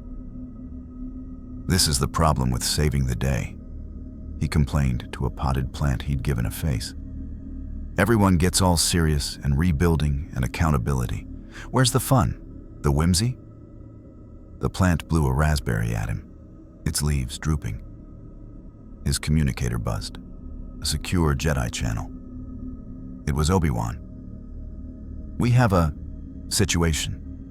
It involves the Separatists, a superweapon, and a planet full of innocent civilians, and we believe it requires a particularly unconventional approach. The mask's grin returned, wide and electric. You had me at situation. Is it a wacky situation? Please tell me it's wacky. It's dire, Obi-Wan said, but there was a faint, tired smile in his voice. But your presence would likely make it wacky. We're en route to pick you up. The situation was on the planet of Christophsis. The Separatists, under the direct command of General Grievous, had not just occupied the crystalline city. They had activated a terrifying new prototype, the sonospheric resonator. It wasn't a laser. It was a dish that emitted a focused frequency wave that didn't shatter the planet's famous crystals. It made them vibrate at a resonance that liquefied organics and scrambled electronics. The entire planetary garrison and most of the civilian population were trapped in shielded bunkers, slowly being cooked by the vibrating air itself. Standard assaults failed. Any ship getting close had its systems fried. It was a perfect, horrific siege weapon. Anakin's plan was typically bold, desperate, and involved flying a starfighter down the resonator's barrel. Obi-Wan's plan involved covert infiltration and sabotage. Both were likely to get everyone killed. The mask observed the strategy huddle aboard the Jedi cruiser Resolute via hologram, eating what appeared to be a live goldfish that swam happily in the cracker he was chewing.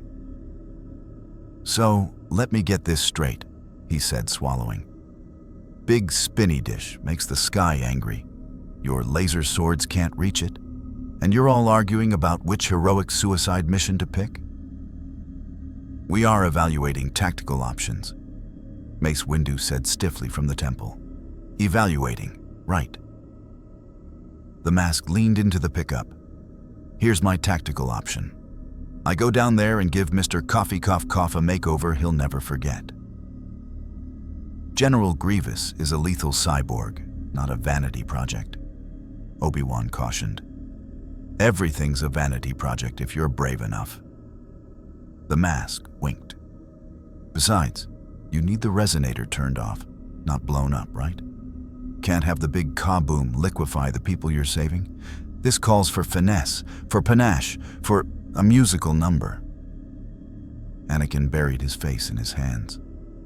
This is how we die.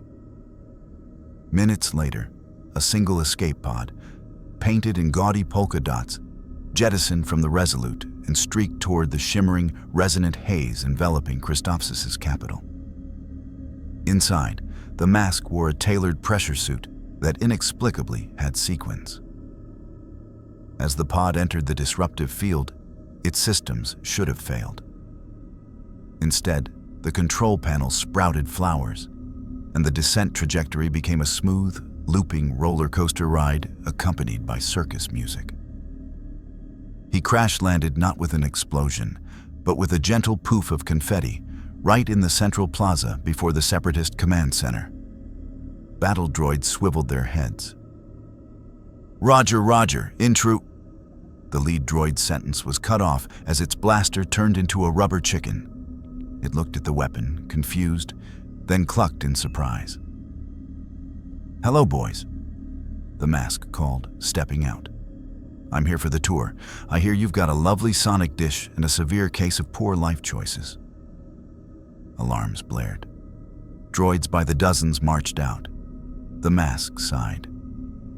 So predictable, snapped his fingers. A wave of silliness radiated out from him. Battle droids' straight limbs became wobbly and loose, their rigid marching turning into a clumsy, high-stepping can-can. Their vocoders glitched, their Roger Rogers becoming off-key opera. Super battle droids found their massive arms replaced with giant foam fingers that pointed, "We're number one." Droidecas rolled out, only to have their shields become giant soap bubbles that popped gently as they tried to activate. The mask strolled through the chaos, whistling, occasionally stopping to adjust a droid's posture like a dance instructor. No, you need more hip action. Feel the rhythm. He reached the entrance to the command center, a massive fortified door. A Magna Guard stood sentry, its electro staff crackling. It lunged with killing speed. The mask didn't dodge. He pulled out a conductor's baton. As the staff came down, he tapped it. The deadly weapon immediately began to play a jaunty violin tune, the Magna Guard's arms moving against its will to saw out a folk song. The droid looked down at its own limbs, processing the impossibility, and a tiny, sad puff of smoke came from its head as it short-circuited from existential confusion. The door slid open. Inside the control room, General Grievous stood before the massive console controlling the resonator. The cyborg warlord turned, his forearms unfolding with a sinister metallic rasp. In the background, the terrified Neimoidian technicians cowered. A Jedi trick? Grievous coughed, his eyes glowing with malice. Trick? This is no trick. The mask struck a pose. This is full-scale vaudeville. He looked around. Nice place. Could use some curtains, and maybe less green. You will die as the others have, Grievous hissed, igniting 4 lightsabers, trophies from fallen Jedi. He spun them into a deadly, whirling vortex of plasma and advanced. The mask watched him come, unimpressed. You know, for a guy with 4 arms, you're really lacking in versatility. He reached into his sequined suit and pulled out a giant magnet, the classic horseshoe kind, painted red and labeled Acme. Grievous froze mid-stride. Then, with a horrific screech of tearing metal, all 4 lightsabers flew from his hands and stuck to the magnet. His metallic body shuddered, lurching forward against his will as the magnet pulled at the cybernetic implants throughout his frame. What is this? Grievous snarled, digging his claws into the floor, sparks flying. Science, the mask chirped. He walked over, carefully plucked the lightsabers off the magnet, and juggled them. Also, comedy.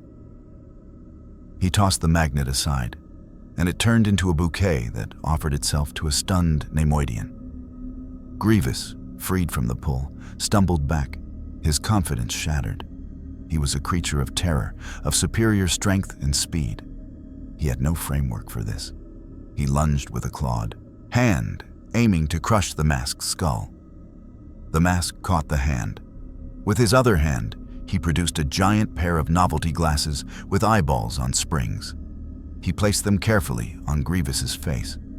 The cyborg froze, the ridiculous spectacles wobbling.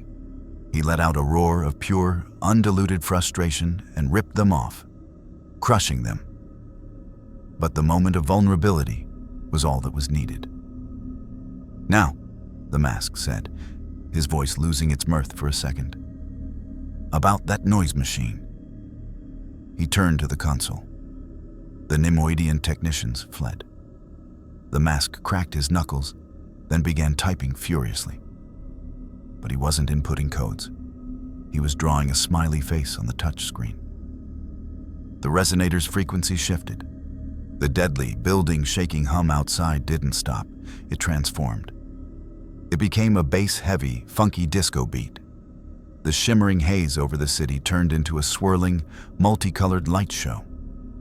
Outside, in their bunkers, the trapped clones and citizens of Christophsis looked at each other in confusion as the lethal resonance was replaced by the unmistakable groove of "Stayin' Alive."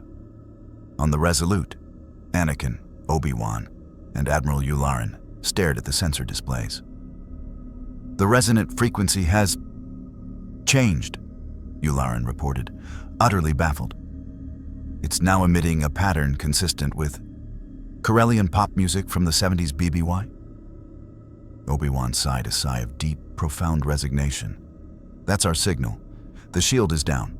All forces, move in. As Republic gunships descended into a city now pulsing with a disco inferno, the mask stood over the console.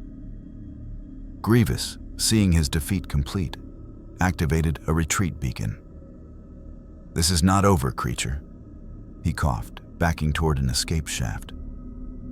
It never is with you dramatic types, the mask said. waving goodbye with a handkerchief. "Get well soon. Really. See a doctor about that cough." As the Republic secured the city, the mask stood on the command center balcony, watching the clones help civilians emerge into the now harmless, beat-filled air. The direct threat was over. But he'd seen the look in Grievous's eyes, the same look that had been in Sidious's, a hatred born of impotence. He was making enemies not just of the Sith, but of everyone whose power depended on the universe making grim, logical sense. Anakin found him there. "The planet is secure. The resonator is repurposed." He shook his head, a grudging respect in his eyes. "That was effective." "It was okay," the mask said, uncharacteristically subdued. He looked out at the celebrating, confused people below. "They're safe. But the war's still out there. And your Sith pal is still out there. And now he's mad and bored? That's a bad combo for a guy with his skill set."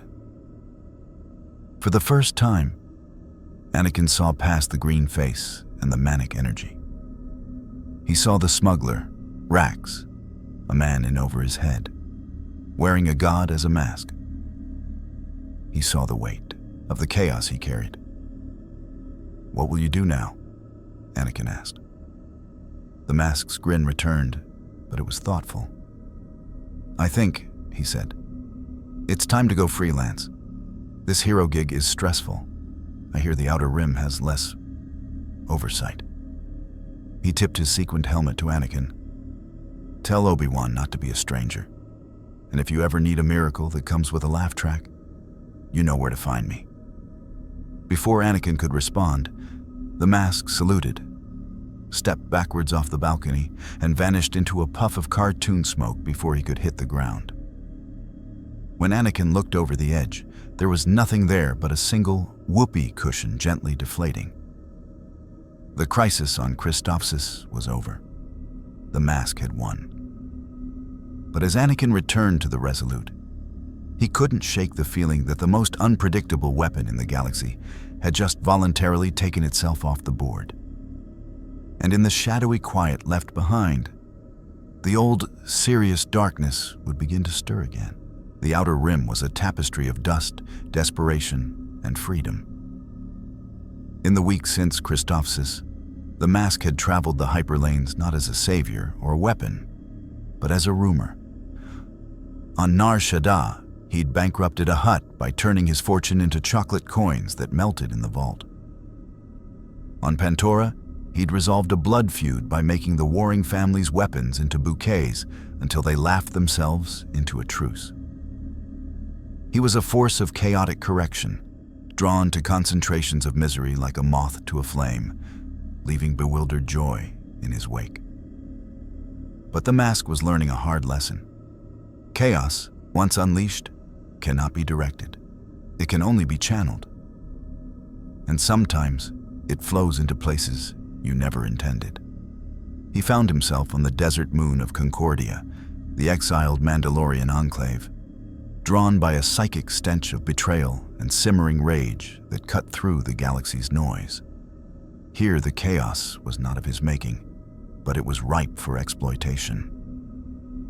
Pre Vizsla, leader of Death Watch, stood in the great hall of his covert, addressing his warriors. The blue and gray clad fanatics hung on his every word. The galaxy tears itself apart. The Jedi are weak, playing politician on Coruscant. The Sith have been unmasked as cowards. This is the hour Mandalore has waited for. The hour we reclaim our destiny, not as mercenaries or exiles, but as conquerors. We will take our homeworld back from that pacifist fool, Duchess Satine, and we will do it with the power of the ancient relic we have recovered. He gestured to a stone altar. Upon it rested not the darksaber, but something else. A jagged obsidian shard that seemed to drink the light around it. It pulsed with a cold, familiar energy. From the shadows of a support beam, the mask's cartoon eyes narrowed. He didn't need his lie-detecting nose to smell it. That shard reeked of Sidious. It was a fragment of a Sith holocron, or perhaps something older and fouler, infused with concentrated dark side energy, a parting gift from a fleeing Sith Lord, a weapon placed in the hands of a useful idiot. "With this," Vizsla proclaimed, holding the shard aloft, "we will awaken a power Mandalore has not seen since the time of Mandalore the Ultimate. Our enemies will fall before." Splat. A perfectly thrown cream pie struck Pre Vizsla square in the face, silencing him. The rich, white filling oozed down his helmet and Beskar armor. The hall fell into stunned silence. Every helmeted head turned. The mask stepped out of the shadows, holding an empty pie tin. "Sorry to interrupt the evil monologue, but I just had to. You were really committing to it, and I admire that. But the whole dark artifact speech is so cliché. Might I suggest a more upbeat presentation? Maybe with puppets?" Vizsla wiped the cream from his helmet, his body trembling with fury. "You, the chaos demon the galaxy whispers about." His voice was a low, dangerous growl. "You have no place here. This is Mandalorian business." "Oh, it's everyone's business when you start playing with Sith toys, Bucky." The mask strolled forward casually. The Death Watch warriors raised their blasters, but he seemed not to notice. He pointed at the shard. "That little rock isn't Mandalorian. It's a rental from a very bad landlord, and it comes with a hefty corruption fee. You think your tricks work on warriors of true steel?" Vizsla sneered. He grabbed the shard. Immediately, tendrils of black energy crackled up his arm, and his eyes behind the helmet glowed with a sickly yellow light. His voice gained a resonant, unnatural echo. "I feel its power. The power to command, to break wills." The mask sighed. "See? This is what I'm talking about. You skip the terms and conditions." He snapped his fingers at the nearest warrior. "You, Tin Man, shoot your boss." The warrior, without hesitation, raised his blaster and fired at Vizsla. The bolt was deflected by his Beskar, but the intent was clear. The shard's power was one of domination, of stripped will. Vizsla laughed, the sound now tinged with dark side harmonics. "You see?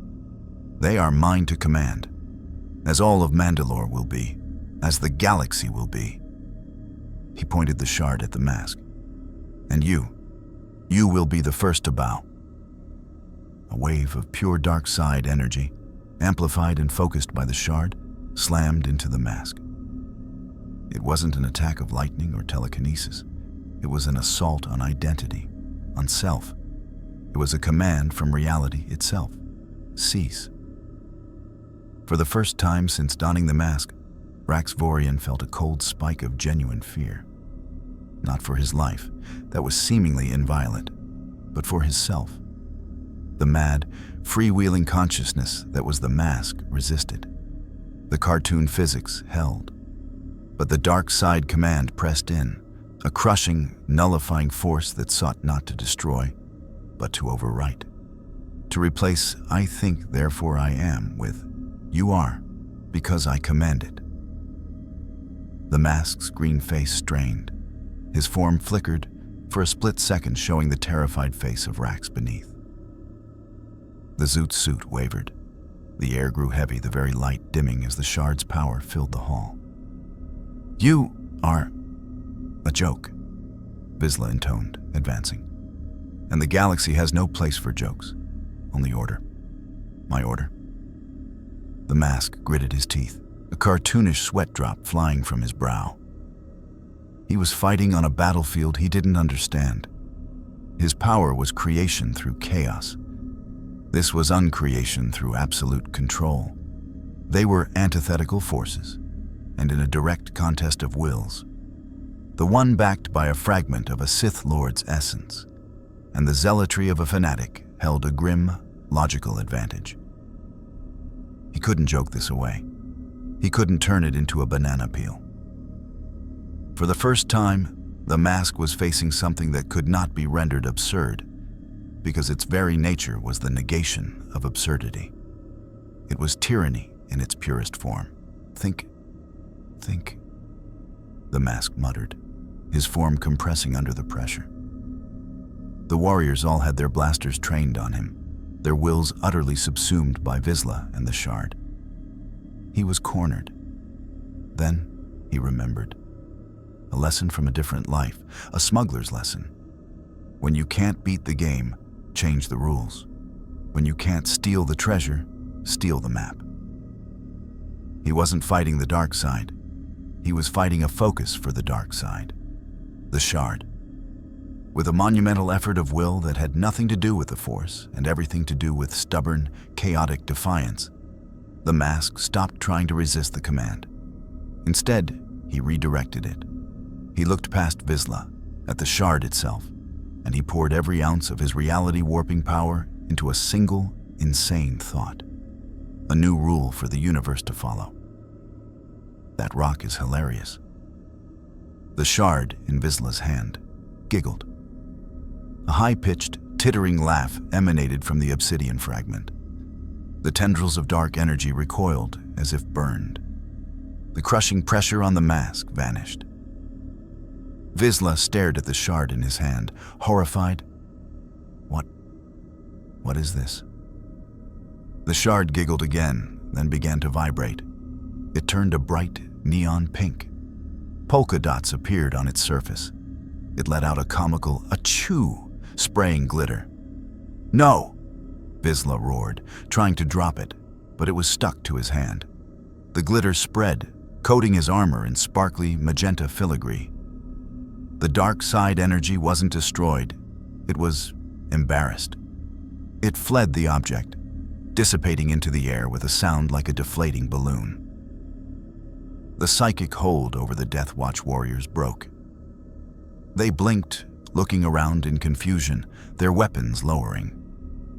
They saw their leader, Vizsla, covered in glitter, struggling with a pink, giggling rock. The mask straightened his suit, brushing imaginary dust from his lapel. See? Now it's a party accessory. Much better. He walked over to Vizsla, who was frantically scraping the Shard against his armor. The mask plucked it easily from his grasp.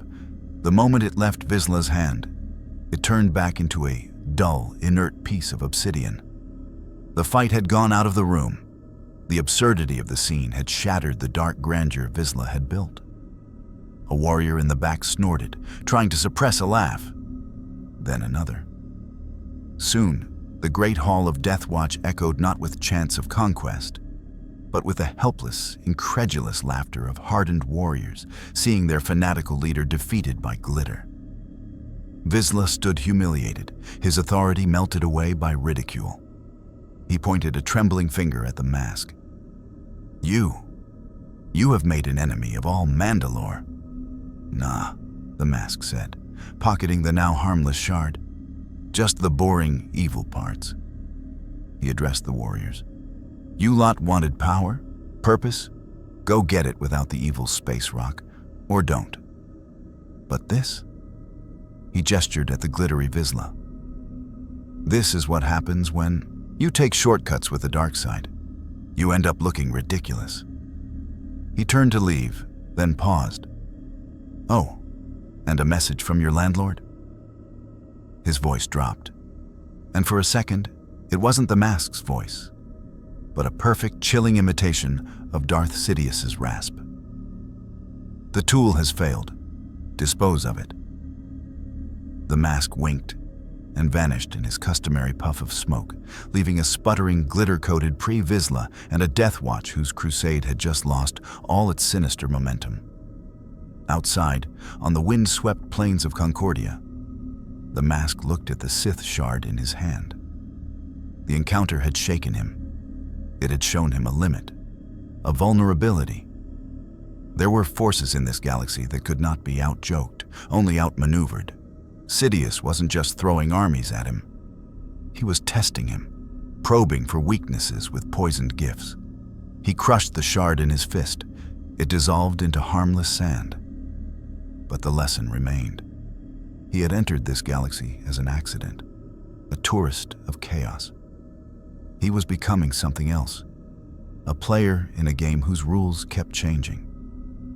And somewhere in the deep dark, the one who wrote those original rules was watching, learning, and planning his next move.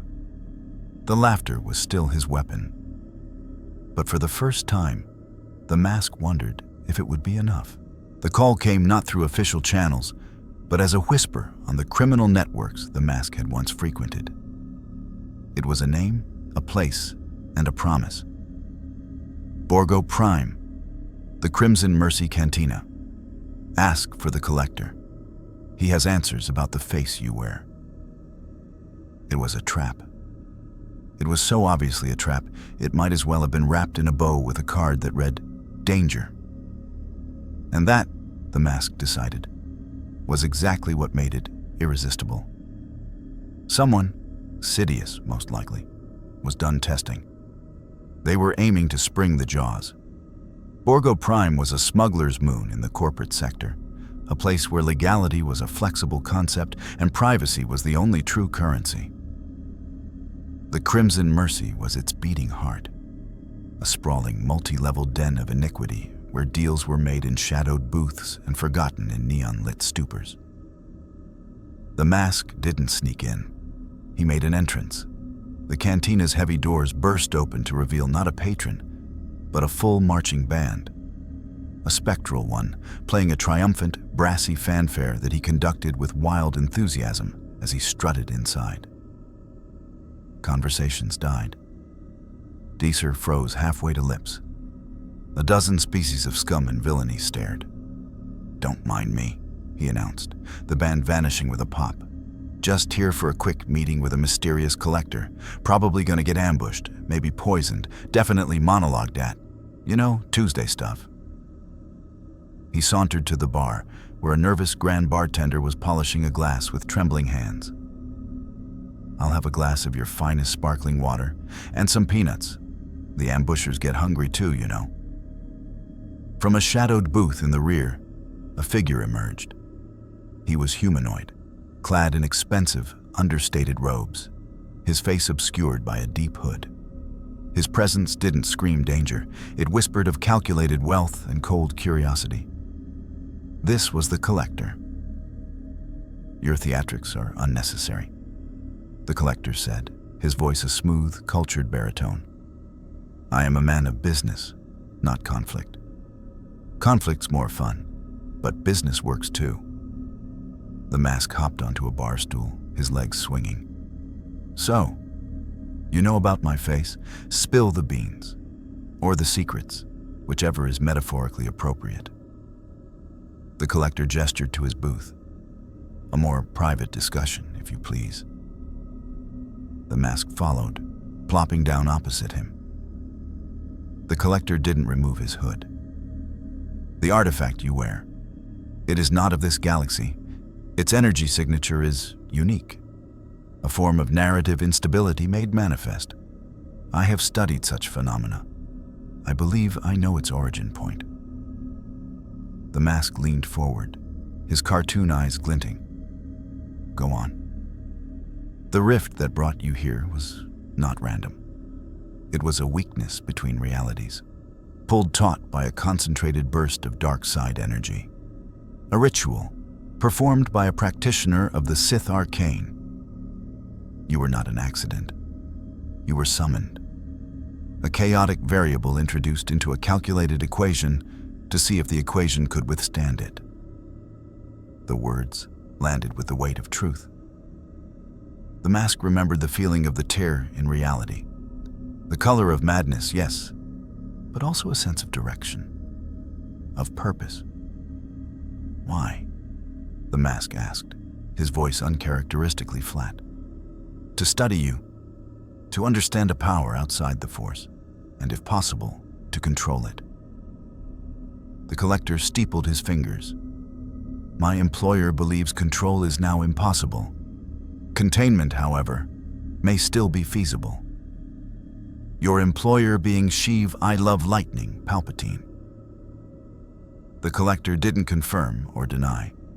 He simply reached beneath the table and placed a small, ornate box on its surface. It was carved of black wood, inlaid with spirals of silver that seemed to move when not directly observed. This is a void casket, of Sith design, from the era of Darth Nihilus. It does not destroy, it does not suppress. It creates a pocket of non-reality, a place where things that should not exist cease to be a problem. The mask looked at the box, then at the collector. He started to laugh, a big booming laugh that made nearby patrons jump. "Oh, that's rich. A magic box. And what, you're just gonna ask me to climb in?" "Not ask," the collector said softly. The ambush was executed with chilling precision. The mask felt it before he saw it. A sudden, total nullification of his powers. The air in the booth grew dense, silent, still. The background noise of the cantina faded to nothing. He looked down. The vibrant green of his hands was leaching away, fading to the pallid flesh tone of Rax Vorian. His zoot suit flickered, threatening to revert to a smuggler's dirty jacket. He was caught in a void field, a bubble of anti-chaos engineered by Sith alchemy and financed by boundless resources. It was the opposite of the shard on Concordia. Not a dominating will, but an absence where will meant nothing. From the cantina's shadows, 4 figures stepped into the field's perimeter. They were not droids, not mercenaries. They were humanoids clad in sleek, gray armor, their faces hidden behind featureless silver masks. In their hands, they held not blasters, but strange, tuning fork-like devices that hummed at a frequency that made the void field resonate. Nullifiers. Sidious had built a trap specifically for him, using the collector's knowledge as bait. "Your abilities are a function of narrative inertia," the collector explained calmly, as if discussing a scientific specimen. "You impose a comedic narrative upon reality. This field imposes a narrative of nothing. No story can be told here. No joke can land." The mask. Rax now, truly feeling the weight of the artifact on his face as a mere physical object, struggled to move. It was like moving through transparent steel. He couldn't access hammer space. He couldn't warp physics. He was just a man, terrified, facing professional killers. One of the nullifiers raised its device. A beam of silent gray energy lanced out, striking the mask in the chest. There was no pain, only a terrifying coldness, a sense of unbecoming. The edges of the mask began to dissolve into gray mist. This is it, Rax thought. The smuggler's cynicism flooding back. You fly too high, you get shot down. Always how it goes. But beneath the fear, something stirred. Not the mask's power that was locked away, but Rax Vorian's own essence. A lifetime of cheating death, of talking his way out of corners, of surviving not through power, but through sheer, stubborn gall. The mask amplified personality. And at his core, Rax's personality was that of a survivor who refused to follow the script. He couldn't be funny, but he could be unpredictable. With a guttural shout that was pure Rax, he didn't try to use cartoon physics. He threw his drink, the sparkling water, directly into the face of the nearest nullifier. It was a mundane, pathetic action. In the void field, it shouldn't have mattered. But the nullifier, programmed to counter reality warping chaos, was not programmed for a simple bar fight. The liquid hit its silver mask. It sputtered, its precise movements faltering for a microsecond as its sensors were obscured. The void field flickered. It was all the opening the mask needed. The narrative wasn't comedy anymore. It was desperate brawl. And that was a narrative the void field, designed to negate the fantastical, was less equipped to handle. The green rushed back into his hands. Not fully, the field was still suppressing him, but enough. He couldn't pull a cannon from nowhere, but he could make his fist slightly rubbery. He punched the nullifier, His arm stretched an extra foot, moving around the device to connect with the helmet with a satisfying clang. The nullifier stumbled back, its humming device going silent. The void field weakened further. "Subdue him," the collector hissed, backing away. The other 3 nullifiers adjusted their devices, the hum deepening to a painful whine. The pressure intensified, pushing the mask's powers down again. They were learning, adapting. They were going to win through cold, logical attrition. Then, the cantina's front door exploded inward for real this time. Not with confetti, but with shattering wood and the scream of overloaded hydraulics. Standing in the wreckage, lightsabers ignited and casting the smoky room in blue and green, were Obi-Wan Kenobi and Anakin Skywalker. Behind them, a squad of clone troopers fanned out. "Looks like we're just in time for the party," Anakin said, a fierce grin on his face. "The Jedi," the collector spat. "A miscalculation." "You have no idea," Obi-Wan replied. The nullifiers turned their devices on the new threats. The void beams lanced out. Obi-Wan brought his lightsaber up to block. The beam didn't deflect. It splashed against the plasma blade, and the lightsaber's hum stuttered, its light dimming. The field was designed to negate anomalous energy, and a lightsaber, powered by a focused kyber crystal, was anomalous enough to be affected. But the Jedi weren't relying on the Force alone. Anakin charged, not with a Force-assisted leap, but with pure, athletic speed. He slammed into a nullifier, driving it back, breaking its concentration. The clone troopers opened fire with blasters, conventional, mundane energy weapons that the void field did nothing to stop. The trap had been designed for one specific, chaotic being. It was not designed for a conventional military assault led by 2 of the galaxy's best warriors. In the chaos, the mask felt the last of the void field's grip shatter. The narrative was no longer containment. It was rescue mission. And he was the damsel in distress, a role he found he hated. Power flooded back, the full, glorious, unadulterated power of chaos. The grin returned, wider and sharper than ever. "Okay," the mask said, cracking his neck with a sound like a gunshot.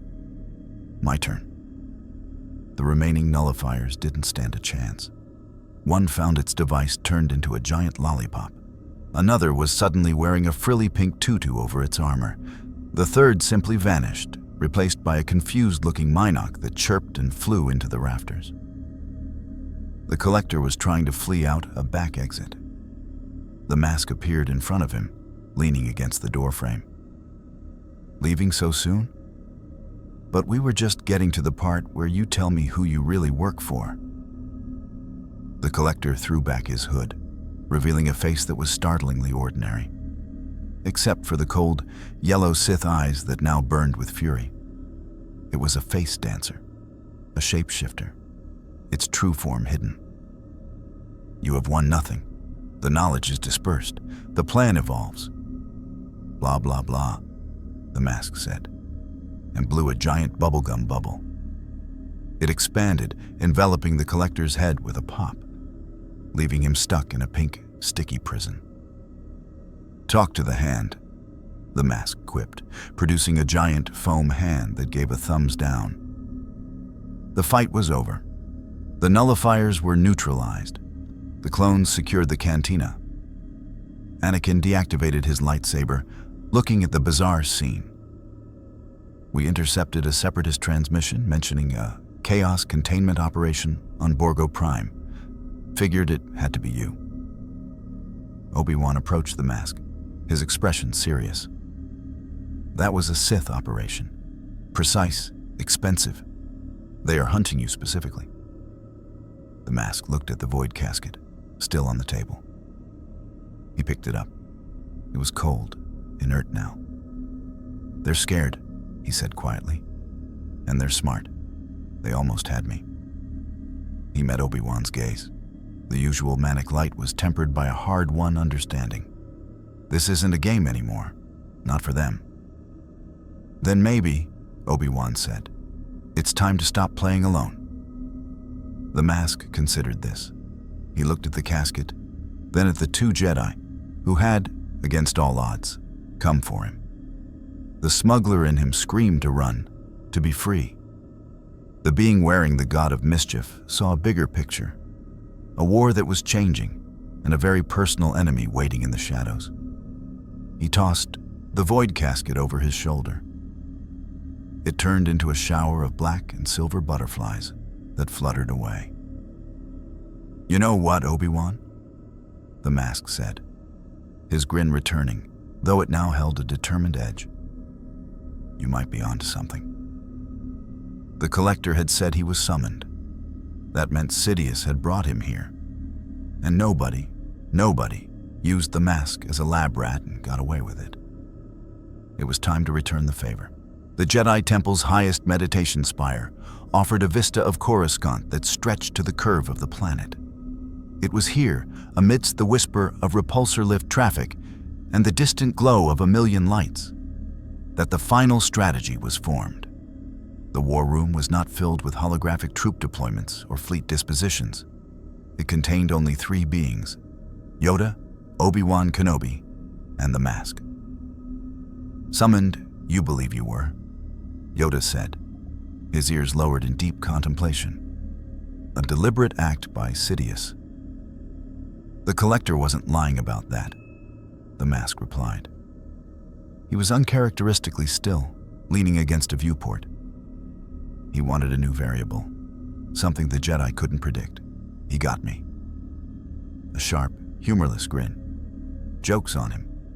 "But why?" Obi-Wan pressed. "To study you, yes. But to what end? He spent decades, centuries perhaps, building his Sith empire in secret. Why risk it all by pulling in an uncontrollable element?" The mask tapped his green temple. "Because he thought he could control it, or at least understand it enough to neutralize it. He's an artist of order, of controlled corruption. I'm a natural disaster. He brought me in to see if his structures could withstand the hurricane." He looked out at the city planet. They couldn't. So now he's switching tactics, from study to extermination. The void casket proved that. Yoda's Geimer stick tapped a slow rhythm on the floor. "A weakness, this reveals. Fear, he feels. For his plans, chaos is poison. Use this, we can." "How?" Obi-Wan asked. "We don't even know where he is. The trail has gone cold since Borgo Prime." The mask turned from the viewport, his eyes gleaming with an idea that was equal parts brilliant and insane. "We don't find him. We make him find us. We give him exactly what he wants, a chance to contain the chaos, but on our terms." The plan was named Operation Maelstrom. Its goal was not to defeat Sidious in battle. That had proven fleeting. Its goal was to dismantle the final pillar of his power, his mystique, his role as the unseen hand. The mask would become the galaxy's most wanted, most visible rogue element, performing acts of such grand destabilizing chaos that Sidious would be forced to personally intervene to stop the unraveling of everything. The stage was set on the neutral world of Cato Neimoidia, home to the glittering, bridge-spanning vault cities of the banking clan. It was a symbol of the galactic financial order, a place of cold calculation, the antithesis of chaos. The mask's performance began at the peak of the financial day. He didn't rob the central vault. He reprogrammed it. Standing before the massive, ray-shielded treasury door, he addressed a crowd of stunned Neimoidian executives and security droids via a hijacked broadcast network. "People of the galaxy, are you tired of numbers that only go down? Of interest rates that climb higher than a Wookiee in a tree? Well, fret no more." He snapped his fingers. Throughout the Vault City and across linked financial networks galaxy-wide, a single, impossible transaction executed. Every debt held by the banking clan, from a moisture farmer's loan on Tatooine to a planetary-scale mortgage, was, for exactly 60 seconds, reduced to a single universal credit. One credit, payable by anyone. For 1 minute, the entire galactic economy experienced absolute, terrifying equality. The rich and the poor were, on paper, identically indebted for the price of a cup of caf. The shockwave was instantaneous. Markets froze. Trading floors fell silent. In a million offices, beings stared at screens in disbelief. It was an economic heart attack, a joke played on the very concept of value. As the 60 seconds ended and the systems corrected themselves, the chaos left behind was not destructive, but revelatory. The sheer, arbitrary architecture of financial power had been exposed. Protests began on 100 worlds, not for more credits, but for transparency. The Mask's broadcast wasn't finished. That was a free sample. Next week, property rights. Ever wonder who really owns your planet? It was the perfect bait. Not an attack on military might, but on the underpinnings of control. Sidious's new empire, should he ever build it, would need this financial machinery. The Mask was threatening to turn it into a carnival game. The response came not with a fleet, but with an invitation. Delivered by a mind-wiped courier droid to the Mask's temporary hideout in the lower levels of Cato Nemoidia, it was a single line of text on a slip of flimsy plast, coordinates to a derelict deep space mining station in the Quelli sector. Come alone. Let us discuss the narrative's end. It was so blatant, so arrogant, it could only be genuine. Sidious was done with proxies, with nullifiers and collectors. He was calling for a duel of concepts, order versus chaos at the edge of known space. The Jedi Council argued against it. It is a trap within a trap, Mace Windu stated firmly. He will have the entire station rigged, surrounded by a fleet. Probably, the Mask agreed, packing a small, comically large suitcase that squeaked when he closed it. But he also knows traps don't work on me. Not for long. He wants something else. He wants to talk, to negotiate maybe, or to look me in the eye while he tries one last desperate thing. It is a terrible risk, Obi-Wan said. Life's a risk. The Mask grinned, but his eyes were serious. You wanted to draw him out. He's out. This is the endgame. My way. Against all wisdom, they let him go. A single Jedi shadow team, led by Anakin, would lurk at the edge of the sector, a last resort contingency. But everyone knew if it came to a fight at the station, they would already be too late. The mining station Persephone's farewell hung in the silent black, a skeletal husk of girders and cold metal. The Mask's appropriated shuttle docked with a clang that echoed through the dead halls. The air was frozen, the only light the pale glow of emergency strips leading to the central processing chamber. He found Darth Sidious there, not on a throne, but standing at the center of a vast, empty space. He wore simple dark robes, his hood down, his aged, pale face etched with lines of power and bitter fury. There were no guards, no droids, no obvious weapons. You came, Sidious said, his voice the dry rustle of ancient pages. You invited? The Mask replied, his footsteps echoing. Nice place. Very ominous and abandoned. Did you get a discount on the aesthetic? The theatrics are unnecessary. We are past that. Sidious's yellow eyes bore into him. You have undone 1,000 years of Sith planning, not through strength, but through farce. The best punchlines always ruin the setup. This is not a joke. Sidious's voice cracked like a whip, but he reined himself in instantly. You are a cancer in the body of this galaxy. You make a mockery of struggle, of sacrifice, of the very fabric of destiny woven by the Force. The Mask stopped, a few yards away. Your destiny stank, Sheev. It was all fear and pain and a boot on everyone's neck forever. I just opened a window. And let in a hurricane, Sidious hissed. But even hurricanes expend their energy. Even chaos must eventually obey the second law of thermodynamics. Entropy wins. He spread his hands. I cannot kill you.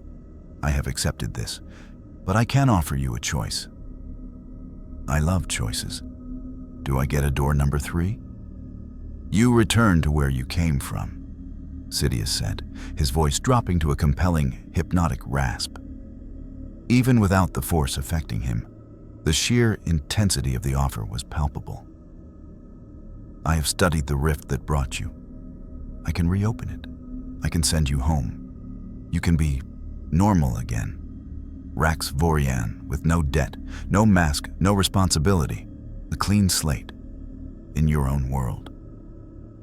He gestured, and a shimmering, unstable tear in reality began to form at the far end of the chamber. It was a mirror of the one that had brought the mask to Coruscant, swirling with impossible colors. In return, Sidious continued, you leave? This galaxy, its fate, its wars? You forget it. It becomes a strange dream. You take your chaos with you and you let order be restored. My order, or the Jedi's, it matters not to you. You will be free. The offer hung in the frozen air. It was the most dangerous attack Sidious had ever launched, not with lightning, but with temptation. The mask felt it. The weary consciousness of Rax Vorian, the smuggler who never asked for any of this, who longed for simple, non-reality bending survival. The promise of peace, of an end. He looked at the rift. He could almost feel his own universe on the other side. The familiar physics, the lack of laser swords and space wizards. He could take off the mask, be himself again, and walk away from a galaxy that was, frankly, too big and too broken for anyone being to fix. He took a step toward the rift. Sidious's lips twitched in a near smile. The mask took another step, then he stopped. He turned his head, looking not at the rift, but at Sidious. He saw not a mighty Sith Lord, but a desperate old man who had tried everything: war, politics, betrayal, science, magic, and was now reduced to making a deal. You know, the mask said softly. For a second, I almost bought it. The whole go home, be normal bit, very persuasive. He turned fully away from the rift, facing Sidious. But there's one flaw in your offer. And what is that? You assume I want to be normal? The mask's grin returned, blooming slowly until it split his face. Normal is boring, Sheev. Normal is bills and bad days and watching the galaxy burn on a holonews feed while you feel powerless. I was normal, and I put on this face to escape it. He took a step toward Sidious, not away. You gave me this power. Maybe not on purpose, but you opened the door. And you know what I've learned. With great power comes great opportunity to throw a really, really good party. Sidious's expression curdled into pure hatred. The rift behind him wavered and snapped shut. The negotiation was over. Then you will die with this galaxy, Sidious whispered, and the dark side erupted from him. But it was not an attack on the mask. Sidious raised his arms, and the very fabric of the mining station groaned. Conduits burst, spewing plasma. Support beams twisted. The Sith Lord was tearing the station apart, creating a tomb. You want chaos? Sidious screamed over the rising din of tearing metal. I will give you the ultimate chaos, the cold, silent chaos of the void. We will both be lost to it. The station's core breached. A shockwave of energy and debris ripped through the chamber. The mask saw Sidious, silhouetted against the explosive light, a look of grim triumph on his face as the floor gave way beneath them both, hurtling them into the explosive decompression of space. In that frozen, airless second, as they tumbled into the endless dark amid the glittering wreckage of the station, the mask acted. This wasn't about winning a fight. It was about writing the ending. He grabbed Sidious's arm, not to attack, to anchor. "You're right, Sheev," the mask's voice echoed in the vacuum, because sound was whatever he decided it was. "Chaos wins, but not your kind." He focused every ounce of his being not on survival, but on a single, ridiculous, narrative-shattering idea. He imposed it upon the tumbling Sith Lord, upon the exploding station, upon the very moment itself. This isn't a tragic double death. This is a punchline. Darth Sidious, Dark Lord of the Sith, architect of the Clone Wars, the most powerful being in the galaxy, did not vanish in a heroic blaze of glory or a tragic, shadowy demise. He turned into a giant, inflatable, dancing tube man, the kind used in used speeder lot advertisements. Bright yellow, wiggling frantically against the starry backdrop as he tumbled away into the infinite void, silently flailing. The mask, holding onto a piece of spinning debris, watched the ridiculous silhouette grow smaller and smaller until it was just a speck. Then, nothing.